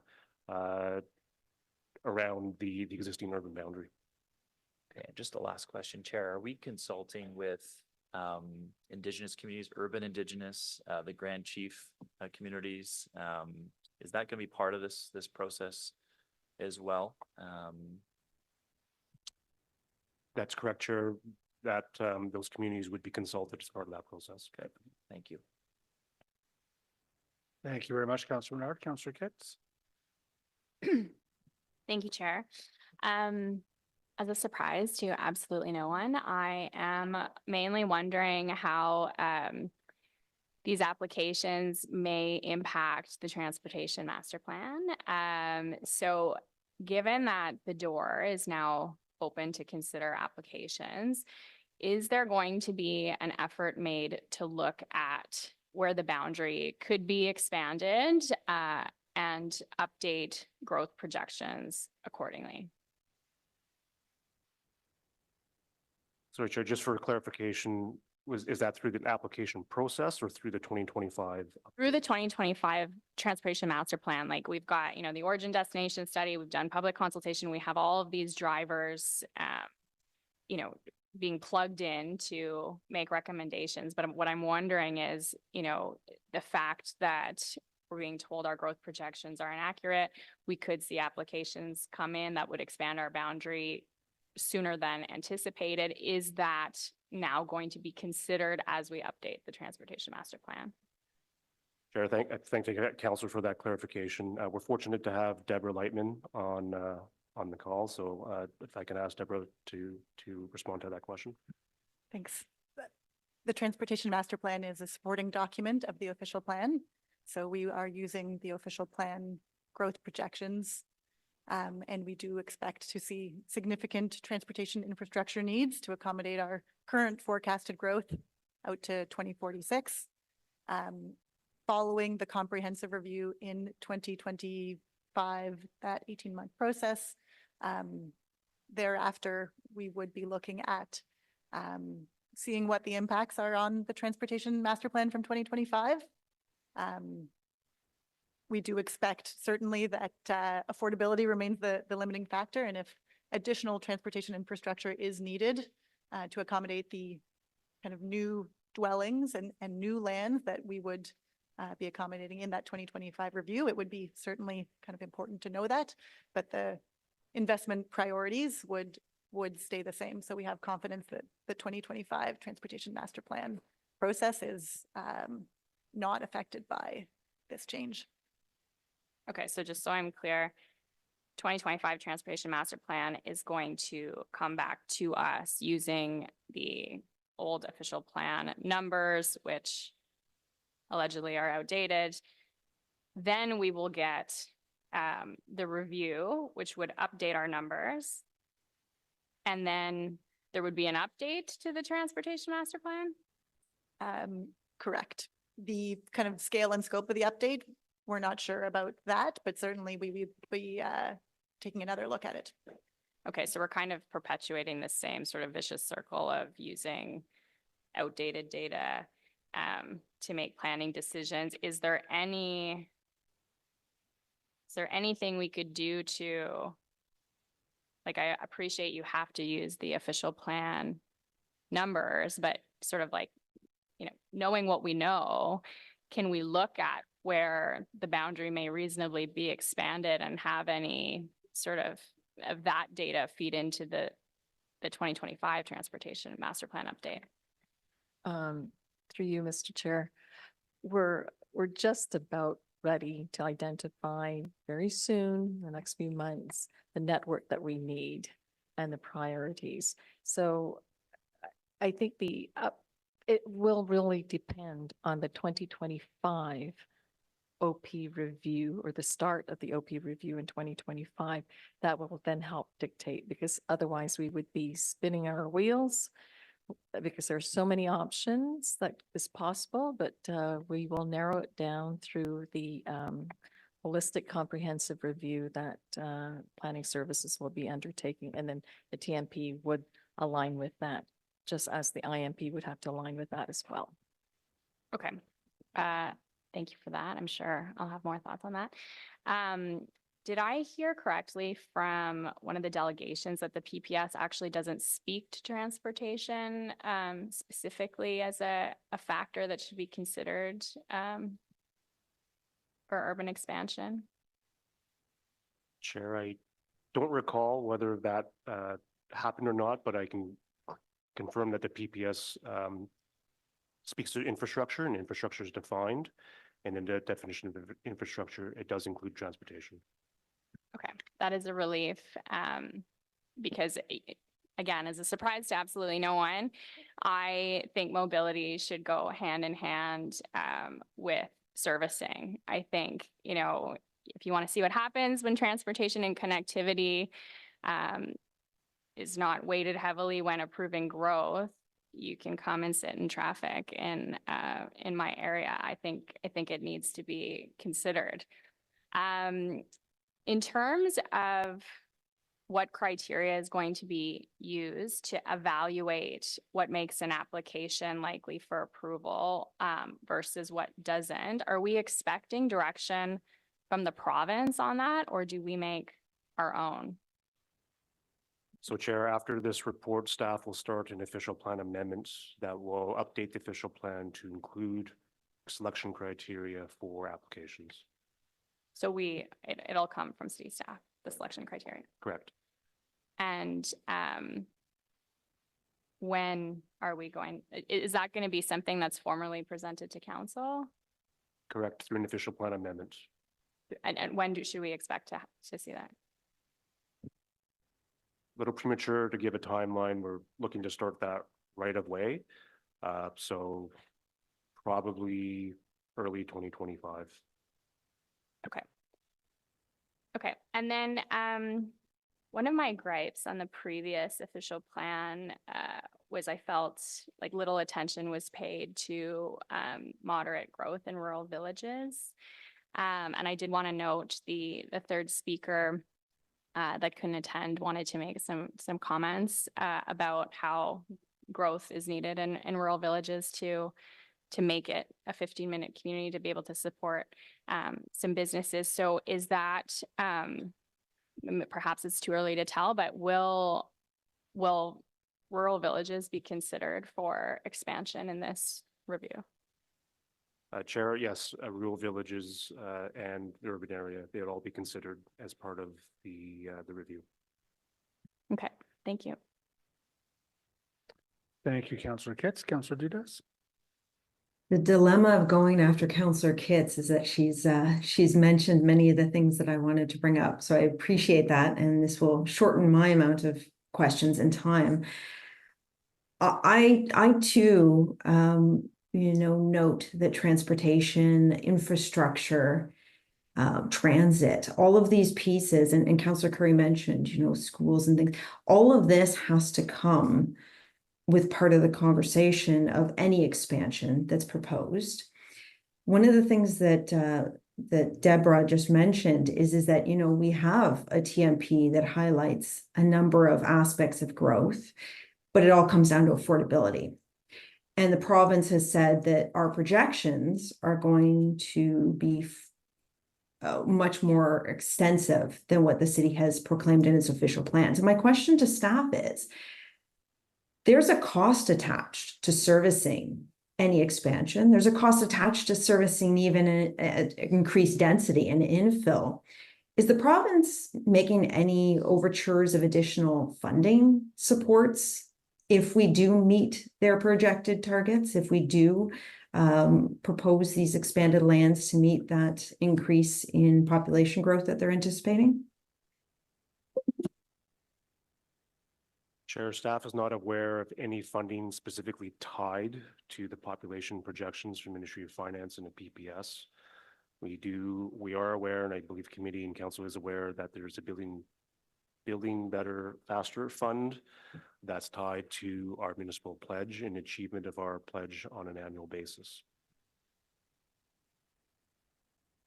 And I appreciate that, and I know that we are working to honor that pledge, but we can only move so fast. And the plain fact is we've seen it, even with federal public servants going back to work. You know, our city's roads are at a log jam, and that's just having people return to a couple days a week. Our transit numbers for the next transit commission meeting, I was taking a sneak peek at that. Our number of riders is going up, which is amazing. But once again, demands on every piece of our infrastructure is increasing. And the province is saying, okay, now expand to accommodate this increased growth, but we aren't going to give you any additional support or funding without strings attached. And I'm really struggling with that. I actually do not have a problem with discussions about expansion, because frankly, the more people in our city, everyone is welcome. Growth can be a positive thing, but it's not when we cannot service the lands that are being proposed for expansion. It is not when it puts increased pressure on our existing communities, so much so that they can't get in and out of their communities, that the water mains and the sanitary sewers are having to be expanded, but at our current taxpayer dollars and on their shoulders. So I'm sorry, this was supposed to be a question. It's more of a rant. Chair, I will give up the microphone, but I cannot get over how the province gets to come in, dictate, you know, put in these lands, take these lands out. Now we're going to project up to 600,000. You said 400,000.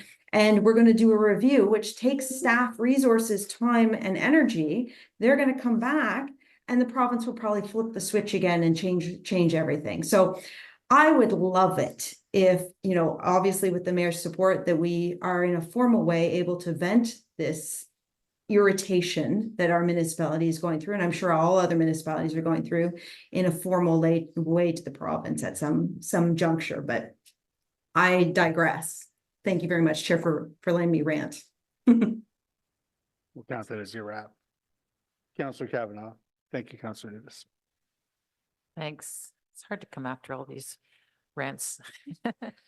I'm wondering about the balance in terms of what we said in our official plan about 60% of growth being within the urban boundaries and only 40% being outside. I think this is going to change it because it's going to be easier to go outside. That's what this is about. I'm very concerned about that. And right now, you know, I've got 2 secondary plans on the go, so that are very, very close to being ready. They should be at this committee, well, not this committee, but not the joint committee, but the regular committee, very shortly. And we've got a lot coming down the pipe, tons. But it's going to be overwhelmed if we continue to use greenfield. So as has been mentioned, you know, the cost of servicing, transportation, schools we've mentioned, everything is massive, and yet we have these plans. How are these plans that we know are coming down the pipe? Are we taking that into consideration? Because I'm really worried about the balance of urban intensification versus these expansions with these new projections. So, Chair, that is one of the conundrums with the Ministry of Finance population projections, that we don't know how many households there are or the land needs. So can you agree with the councillor to some extent that we need to have that information in order to determine how we want to grow in the future going forward? And so that's why staff is proposing that 2025 update to provide that analysis and have those conversations on how we do want to plan for the future. Can we put in incentives or disincentives in the direction we don't want to go? Certainly through that process, Chair, we could have, again, those conversations on, you know, what are the levers? And Councilor Menard spoke earlier to that. What are the levers for how do we conduct our growth management and our site selection? So that would be all part of that process, is to look at how we want to grow, and then what elements, are open to a debate or potential change. Right now, we were just looking at Ottawa Built, and we're talking about parcels of land that are within the urban boundary that could be used. There's massive pieces of land within my secondary plans that are coming up in my ward. How are these taken into consideration? Because this is new land. This is going to be within the urban boundaries. Doesn't that balance out so we don't need to have that land use further out? So Chair, the current methodology of looking at housing demand and allocation comes down to the dwelling types, and that was a conversation we had earlier with Councilor Menard. So secondary plans in your ward, they tend to be more apartments. The majority would be apartments. And so we would look at the role of the built up area intensification for apartments, try to get as many ground oriented through missing middle, through initiatives such as Bill 23, Housing Accelerator Fund, and anything else in the new zoning bylaw. So intensification plays a role to a certain extent. The greenfield component is really driven by the ground-oriented demand and the ability to accommodate those housing types. So that's in the current methodology. Again, like to wait to see what the province provides as guidelines and how we would review those guidelines and determine what modifications may be appropriate. Frankly, I don't think they have to be apartments. I think that there's going to be a variety of housing in these new areas, like within the urban boundary. And I think we have to encourage that, and we have to look at ways to encourage it, because families want to live centrally. They don't necessarily want to live further out. So what can we do to incentivize that? I'm aware that, that's in the plans, and I don't want to speak for a developer, but they have mentioned that they are looking at a variety, like RioCan on the Lincoln Fields property will have a variety of types of accommodation. So we shouldn't have that mentality that apartments only for the urban areas and single family homes or townhouses just for the greenfield. That concerns me, because I know the need is that we should be doing that within our urban boundary. That's where people want to live. They want to live in established areas. They also, the other issue that when we do that is making sure that our infrastructure keeps up to date, because putting these in and then having, things like field houses that are falling apart, we have to look at having better infrastructure within our established neighborhoods as well to keep up with it. But it's a lot cheaper to do that than build brand new ones further out, which is where we're going to be stuck with the bill. So how are we incentivizing that? So Chair, staff agree, and part of the new official plan, council selected that balanced scenario on the growth management strategy. You may recall that included back then what we called missing middle. We labeled it as 613 flats, for example, and we tried to we provided a framework to try and get as much of that type of dwelling as ground oriented as an option for the market in terms of in the greenfield. So things we're doing to date would be, for example, in a new zoning bylaw, try to make it easier regulation wise for these type of builds, looking at stormwater management, how we can work with the industry to manage those impacts.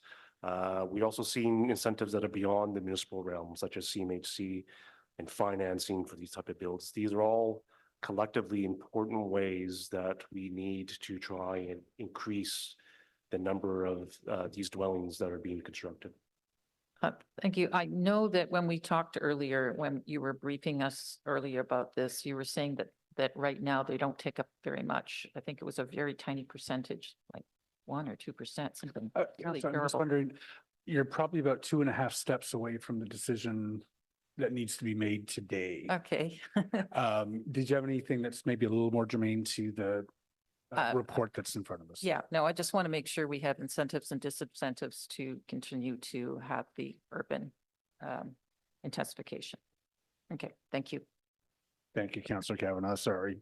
Councillor Tierney. Great. Thank you, Mr. Chair. So first of all, I think in some of our delegations, we certainly heard about 6.17.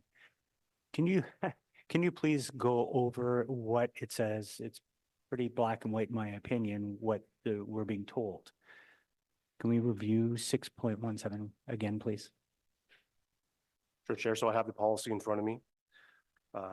Within 2024 PPS, section 6.1, policy 7 states where a planning authority must decide on a planning matter before their official plan has been updated to be consistent with the provincial planning statement, or before other applicable planning instruments have been updated accordingly, it must still make a decision that is consistent with the provincial planning statement.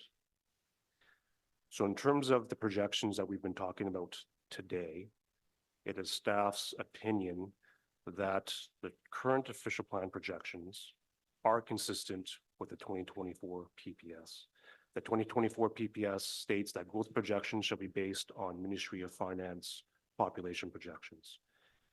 2019, the projections that were brought forward and adopted by council were based on Ministry of Finance population projections, modified as appropriate, which happens to be the exact same wording in the 2024 PPS. So going forward, it is staff position that prior to updating and completing the update in 2025, planning decisions should be based on the current official plan population projections, which are consistent with the PPS today or on October 20th. Okay, and I just want to follow up on some of the concerns we heard from delegations and from many around the table. It all comes back to servicing again, I guess you could say. So are you saying, that the servicing capacity of the roads, the water, and the sewer already have to be in place before we add any new lands in? And keep in mind, I'm looking at 6.17 and I'm seeing they're not really driving here. So do you care to expand on that? Sure. So Chair, there's, in terms of the applications, there are other sections that talk about what applications need to have in place for them to be consistent with the PPS. And one of them is existing and planned infrastructure capacity. So staff's reading is the in-force master plans being the 2024 IMP and a 2013 TMP, and being the projects identified in those plans and any residual capacity beyond what the existing commitments in those plans. So how would it be possible to add new lands if the prerequisite for capacity has to be there? So Chair, I could also ask Chris Rogers and Deborah Lightman to jump in if needed. Short answer is that in some areas of the city, there are some residual capacities just based on that network. And then so those lands could access that residual capacity.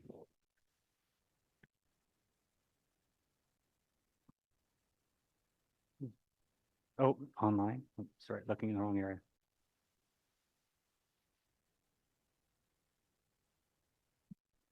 I can jump in on the transportation components. Certainly, there are significant differences between different parcels that are outside of the existing urban boundary in terms of the extent to which the transportation network would support adding new developments on those lands.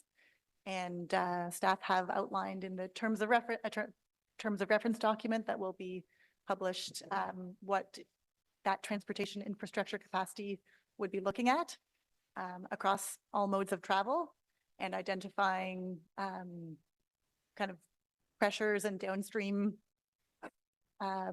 needs, and also identifying what additional infrastructure or works would be required to accommodate those lands. Yeah, and thank you. And I'll ask the other type of counselor, our solicitor.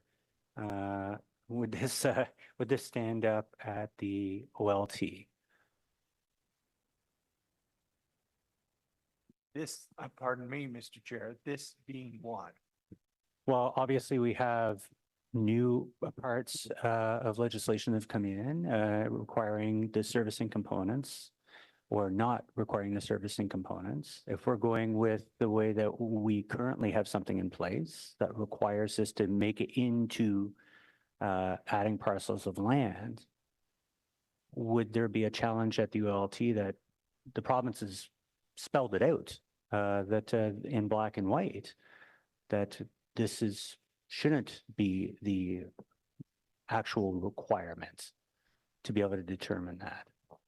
I just want to get your opinion on that, because we're dealing with a couple of things. First of all, we have the population numbers, which I'll get into a small rant about later on, but we also have, which were, let's face it, they're very dramatically different, but then there's the servicing aspect, which has been thrown in our lap by the province as well.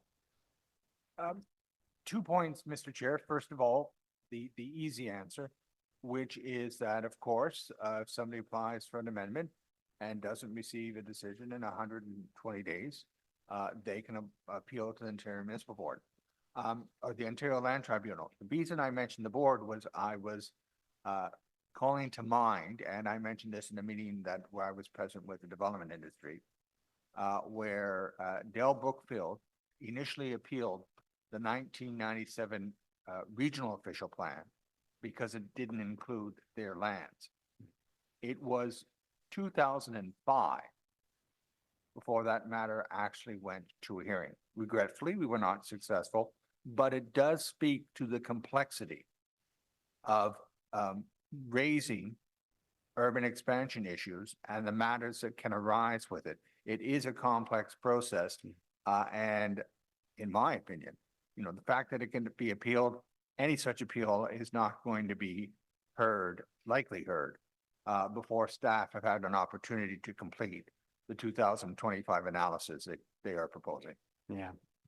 Yeah, and I figured as much. And that's why I think there's a lot of concerns around all the things that we have happening at once. We have the IMP, the TMP. We've been throwing another grenade in our lap about, I don't know if it's a trial balloon or not, by the province when it comes to automobile lanes versus cycling lanes that could dramatically affect TMP Part 1. We're not doing that, by the way. We haven't seen legislation. We're proceeding with what we did in TMP Part 1, but that could have drastic impacts on how we proceed as a city.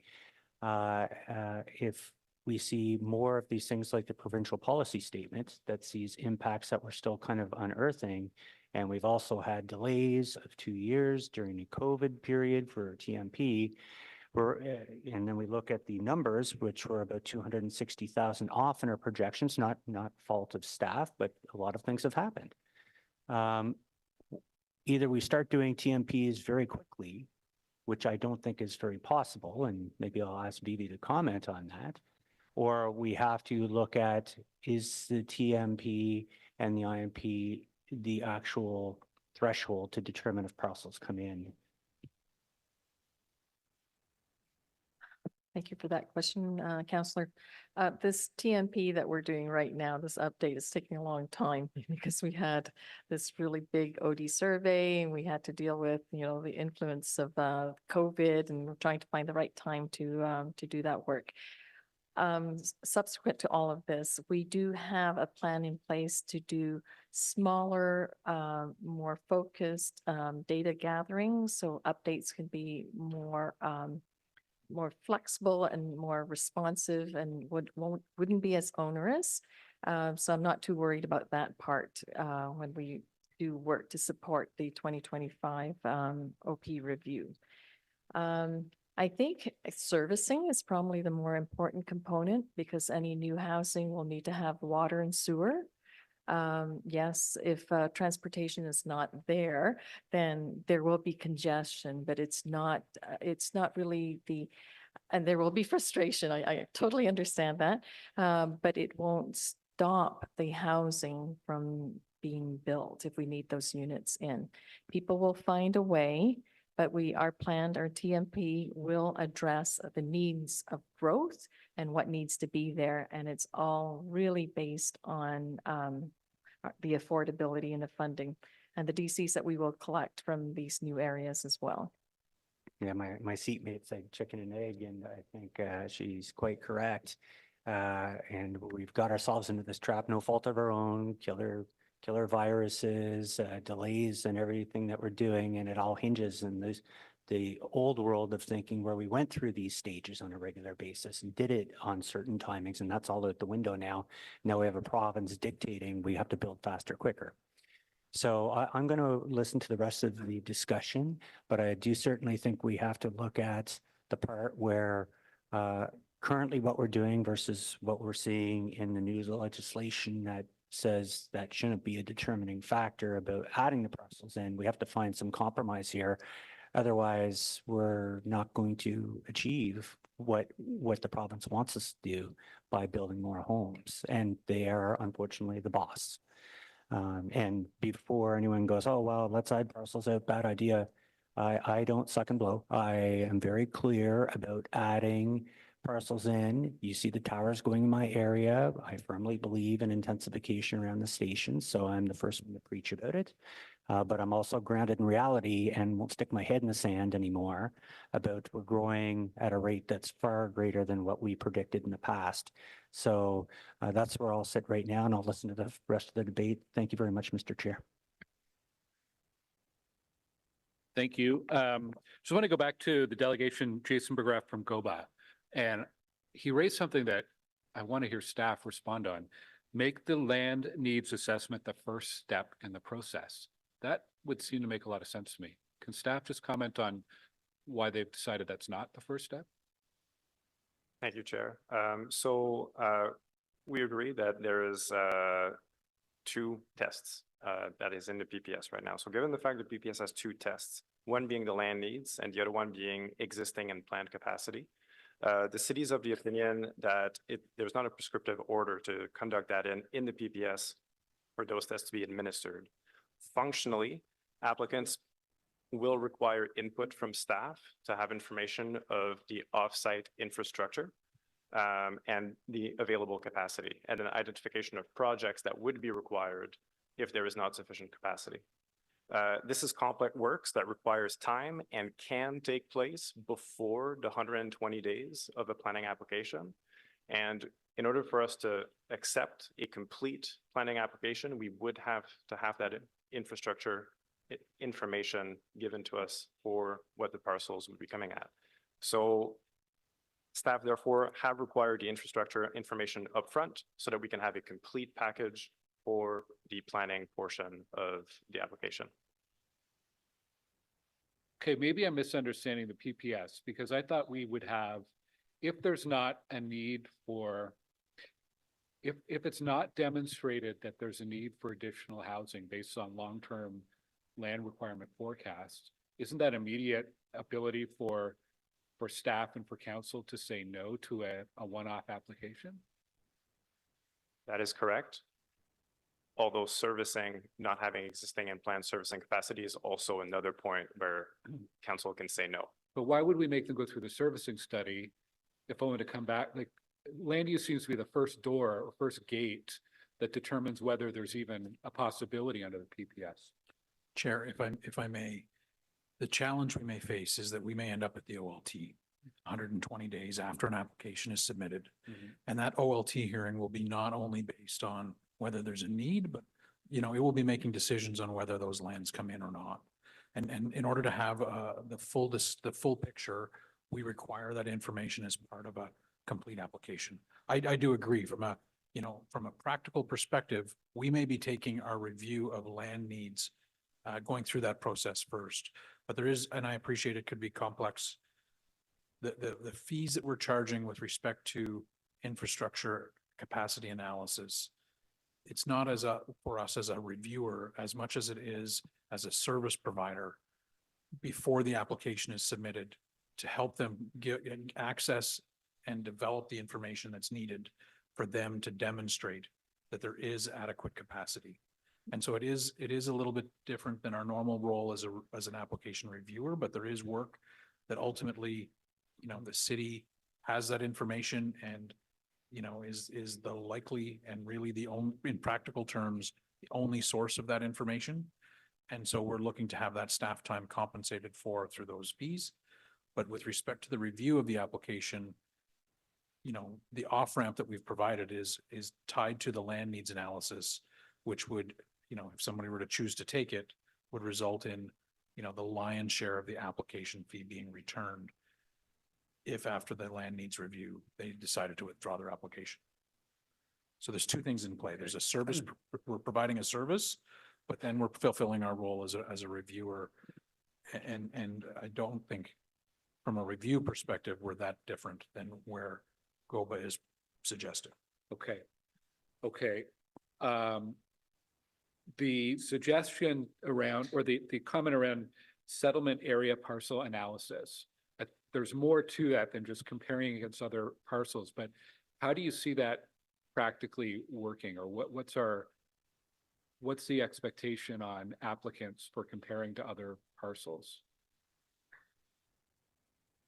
So the settlement parcel analysis is meant to take a look at identifying why these specific lands as opposed to others. So when we do an analysis and there is existing capacity for that area, it's not about having an application that necessarily those lands will come in if there is a need. It's about assessing in that area where there's that capacity to having the best lands come in for the long-term interest of the city. And you don't think we're being like too clever on this? It sounds like a mini, I'm not sure. I think I'm reading into what the province is looking for, and they are really looking for applicants to be able to make a one-off application. I'm not sure that, I'm concerned about how well that stands up if it's ever challenged at the OLT, but staff are confident that's within the spirit of the PPS and defensible. So Chair, I'll add that the PPS, part of the requirements for expansion applications is for consideration of impacts to the agricultural system. Actually, we haven't talked about that as another new thing in the PPS, but if there's going to be impacts on the agricultural system, alternatives shall be evaluated. So that's in the PPS as well. So agree that it's unwieldy and could be difficult for applications to look at that, which is why the framework we're providing is to do that holistically for the 2025 update. I think what I'm hearing or reading between the lines is the province has introduced a new ability for landowners to ask for parcels to be evaluated outside of comprehensive plans, probably have not made that process clear enough for the requirements, and it's leading to all sorts of nebulous, difficult to interpret contradictions within the PPS now. And I'm really worried that municipalities like Ottawa are going to be on the losing end when you have a policy so open to interpretation. I appreciate staff for trying to put a process to add some of that clarity to it, and I'm sure we will be challenged on it. And I hope that developers will look to the more logical or more practical way, which is wait till we do the review and we can consider all applications at the same time. Like it's more than just hectares of land, it's about where does it make the most sense to focus future suburban growth. So a bit of a mess, isn't it? Yeah. Okay. Thanks, Chair. Well said. Thank you. Councillor Brockington. Thanks, Chair. Just a few comments I want to make. I will be supporting the staff recommendation before us and the other motions. In the last 2 to 9 years, City Council in River Ward on Carling Avenue between Merivale Road and Clyde have approved 24 residential towers. Westgate, the Travel Lodge, Embassy West, Second Chance Auto Sales, the Old Canadian Tire, the Nelson Dairy, 24 towers. How many have been built? 3. 3 towers out of 24. Green light. We've done everything that we're supposed to do. And GOBA's members have decided, for whatever reason, it's not the time to build. Whether it be high interest rates, can't maximize profit on a particular project, there isn't market for this particular housing type. And Councillor Curry's right. Every time we talk about urban expansion, they want more land. They want more flexibility, more land to build. So, the frustrating part is municipalities are actually approving developments, but there's a massive backlog in this province of approved housing developments of all types that have not yet been built. And that we can do some significant damage on the long list of housing that's needed in this province if we actually built. And GOBA's members own tons of land. They own significant amounts of land, undeveloped land, again, that is at their disposal when they feel conditions are right. Second comment I want to make, Councillor Dudas, to piggyback on you, you're exactly right. My AMO colleagues raise this every meeting, and that's the pressure to approve housing, massive housing subdivisions, developments without any type of adequate infrastructure or servicing anywhere. Councillor Curry talked about schools, huge challenge. So even if, again, large developments are approved, you know, you've got to service this. And we've heard stories in other jurisdictions where they can't even get hydro lined up to service the areas, or the huge advance payments that are needed to facilitate the hydro infrastructure, which is compounding the challenges to build across our province. And the last point I'll raise, because I moved two of the most aggressive motions when we talked about the urban expansion before we started the OP review during the last term of office, it was crystal clear that the costs to service and provide infrastructure to the suburbs versus the urban core was higher, and to the rural was even highest. And the fact that the executive director of GOBA couldn't answer directly the question, the very easy question from Councillor Menard, is disappointing. Hands down, it's clear, crystal clear, that the further out you go, the more expensive it is to service those communities with those amenities. So just wanted to state that. It's frustrating, some of the things I've heard today, but certainly I appreciate the work and the report that's before us, and I will be supporting the staff recommendations. Thank you.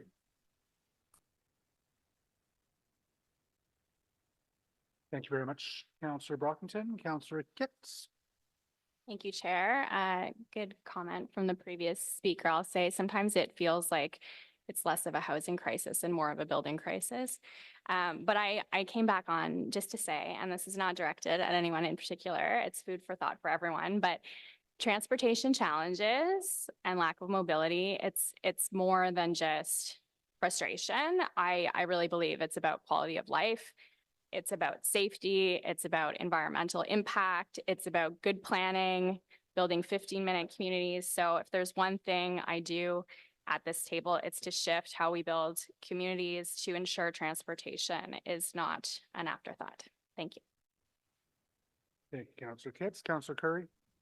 Thanks, Mr. Chair. I have one comment and one question.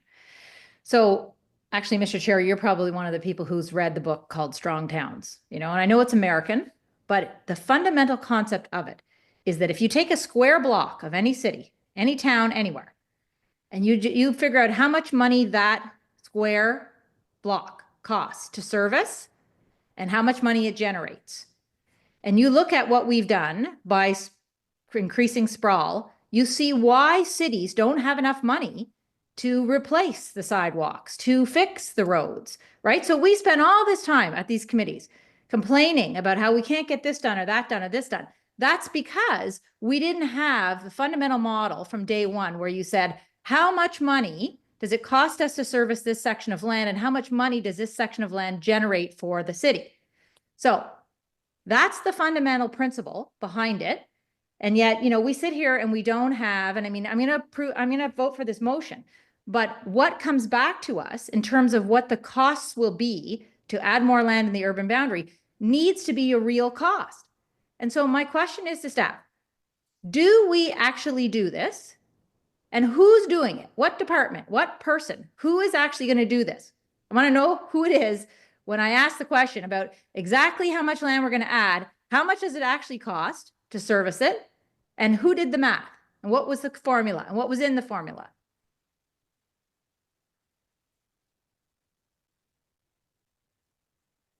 So, Chair, as part of the 2025 review, staff could provide a high-level financial analysis similar to what was provided in the new official plan. However, a lot of those costs are, we sharpened our pencils when we developed the infrastructure master plan and transportation master plan. So look towards either Deb Lightman or Chris Rogers to provide some feedback or provide a response on how those costs would be determined.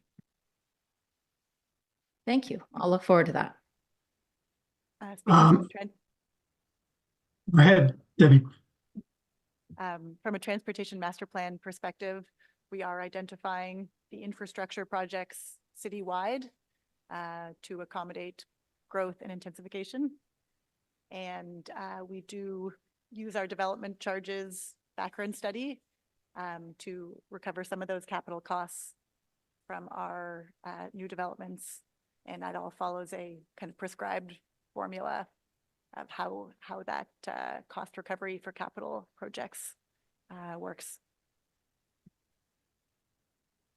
And I'll add that the infrastructure is analyzed in the same way in terms of cost. Of course, that's only one piece of the puzzle in terms of water and sewer projects that are required. The scope of the master plan is limited to those services. So there are other services that I think you've been speaking of that would need to be considered as well as far as an overall analysis against the benefits of the new expansion areas. And I don't know that anyone is doing that piece of the puzzle. But is it possible? Well, anything is possible, but I can't speak to those who are involved in, providing other services such as, community centers or fire stations or what have you. Okay, well, members of this committee, thank you for that, staff. Members of this committee, do you see that, Houston, we have a problem here? So this is something that we need to try to figure out. If this hasn't been done or it's not easy to do, or we're getting high level as opposed to exact. I mean, this is critical information for a city council to have in order to determine what we should be doing next. Provincial policy statement, numbers, people's assumptions, whatevs. For us to not actually know this information is a problem. Anyway, that's enough for me today, Mr. Chair. No, Councilor Curry, I'm wondering if staff did fully answer your question. I just want to make sure I understand their answer and your assertion.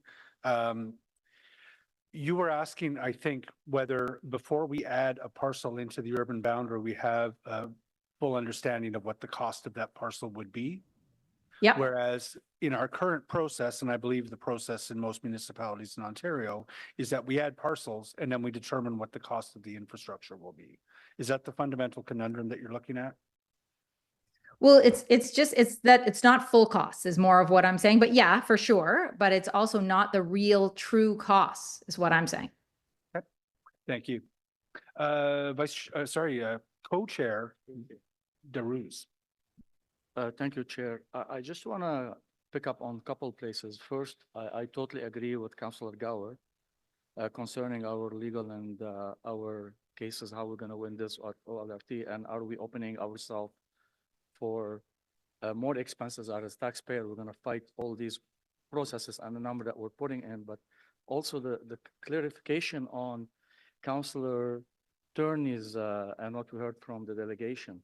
So we know the province and the number that they gave us from the Ministry of Finance, that these are the number and it's clear, but yet we're going to use different number by applicant putting an application, and we know that they're going to argue over the number that is being clearly put by the province. That's what we want to follow. And we're going to take those applications to the land tribunal and fight those. And you're thinking our chances are good to win those applications? Mr. Chair, I think that by the time it gets to the tribunal, actually, a thought just came into my mind. Staff will have completed their analysis. And I have significant faith in staff and their analysis. When we went to the tribunal in 2011, the tribunal and Mr. Cross was under cross-examination.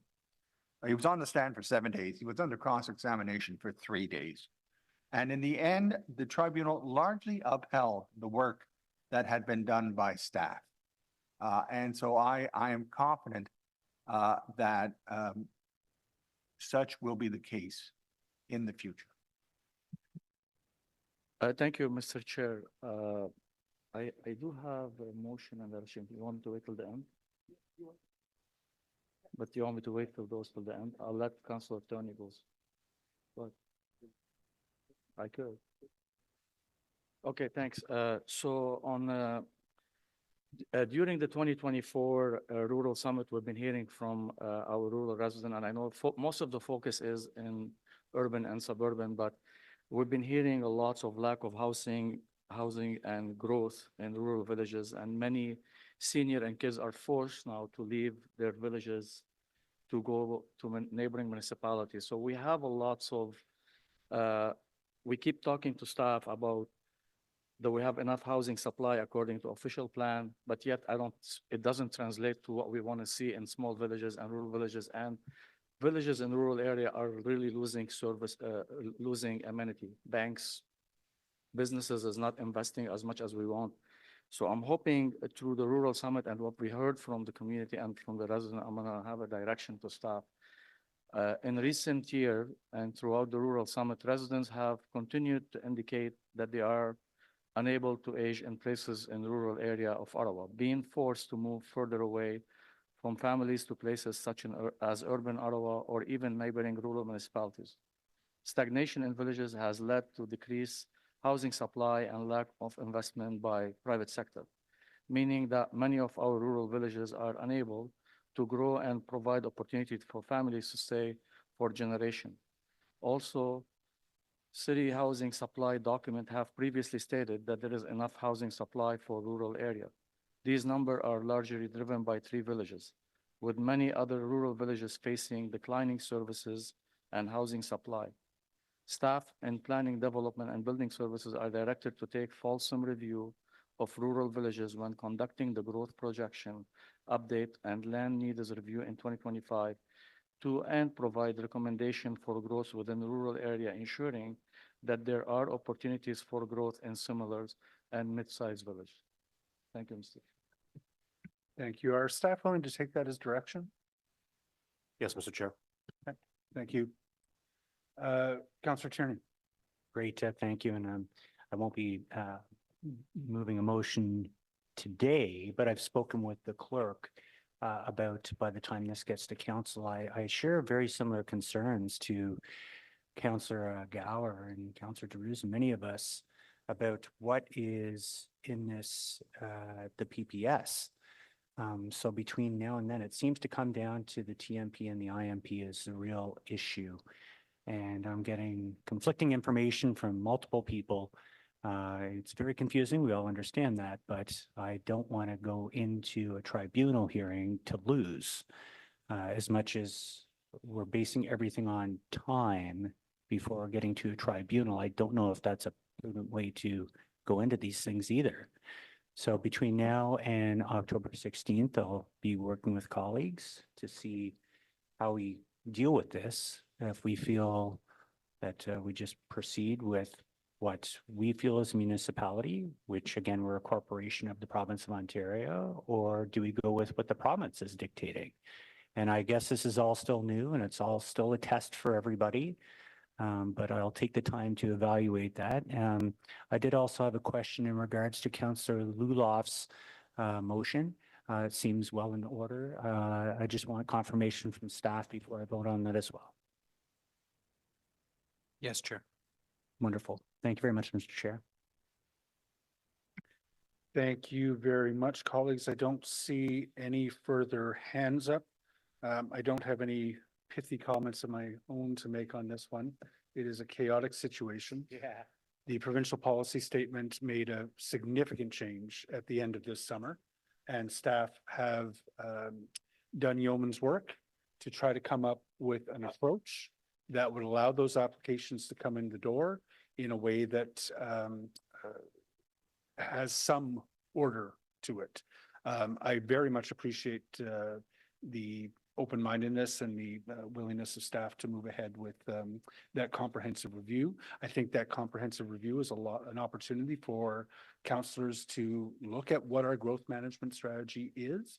And staff has certainly indicated that that is on the table. I did have one question. What is the potential for building in a buffer into things like our master plans moving forward? And clarify, Chair, buffer to. So count on more population that need to be supported with infrastructure than might be the case with any given year's projections. So year A, population projections are such. Year B, population projections might be 4% higher, and we have an application coming in the door, and we haven't planned for additional transportation, infrastructure, whatever that we require. Is there the potential to build in buffer against unexpected population growth increases? So Chair, look towards the provincial guidelines to also provide that methodology, but there was always a step. I believe the current methodology contemplates the use of a contingency factor for land. So that could be a case, although it's not, I haven't seen that typically used recently, but that's something that staff could investigate as part of the 2025 update. That's what I was going to ask. Is that could be a discussion during the 2025, because I am concerned at population projections that come out yearly.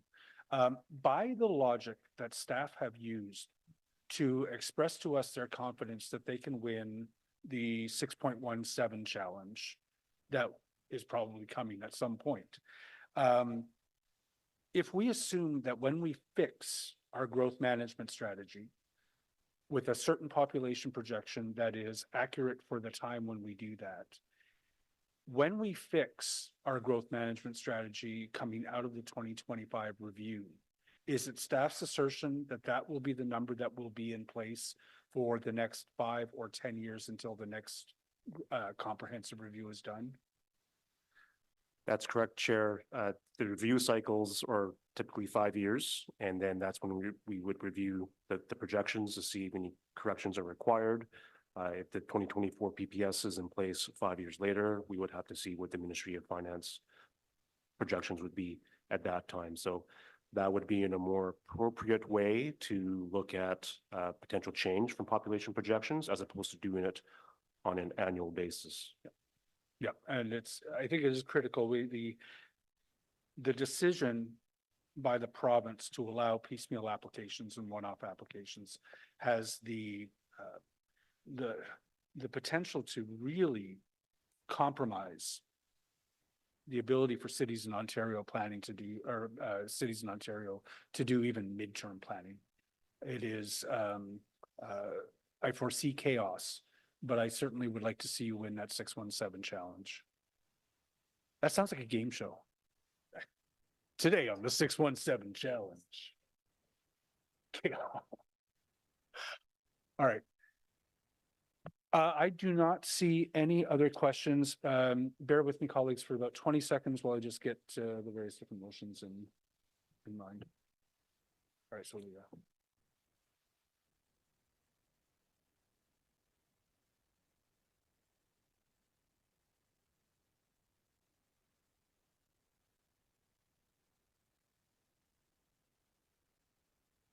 All right, so colleagues, we have first the technical motion that was moved by Vice Chair Gower. Is that carried?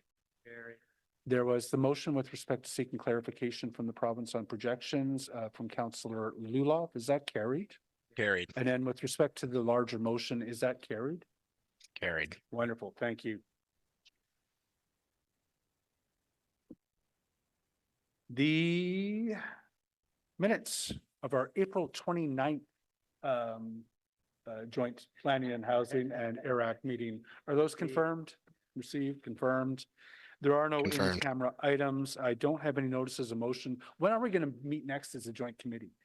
We should try to do this like at least twice a year. It's a lot of fun. I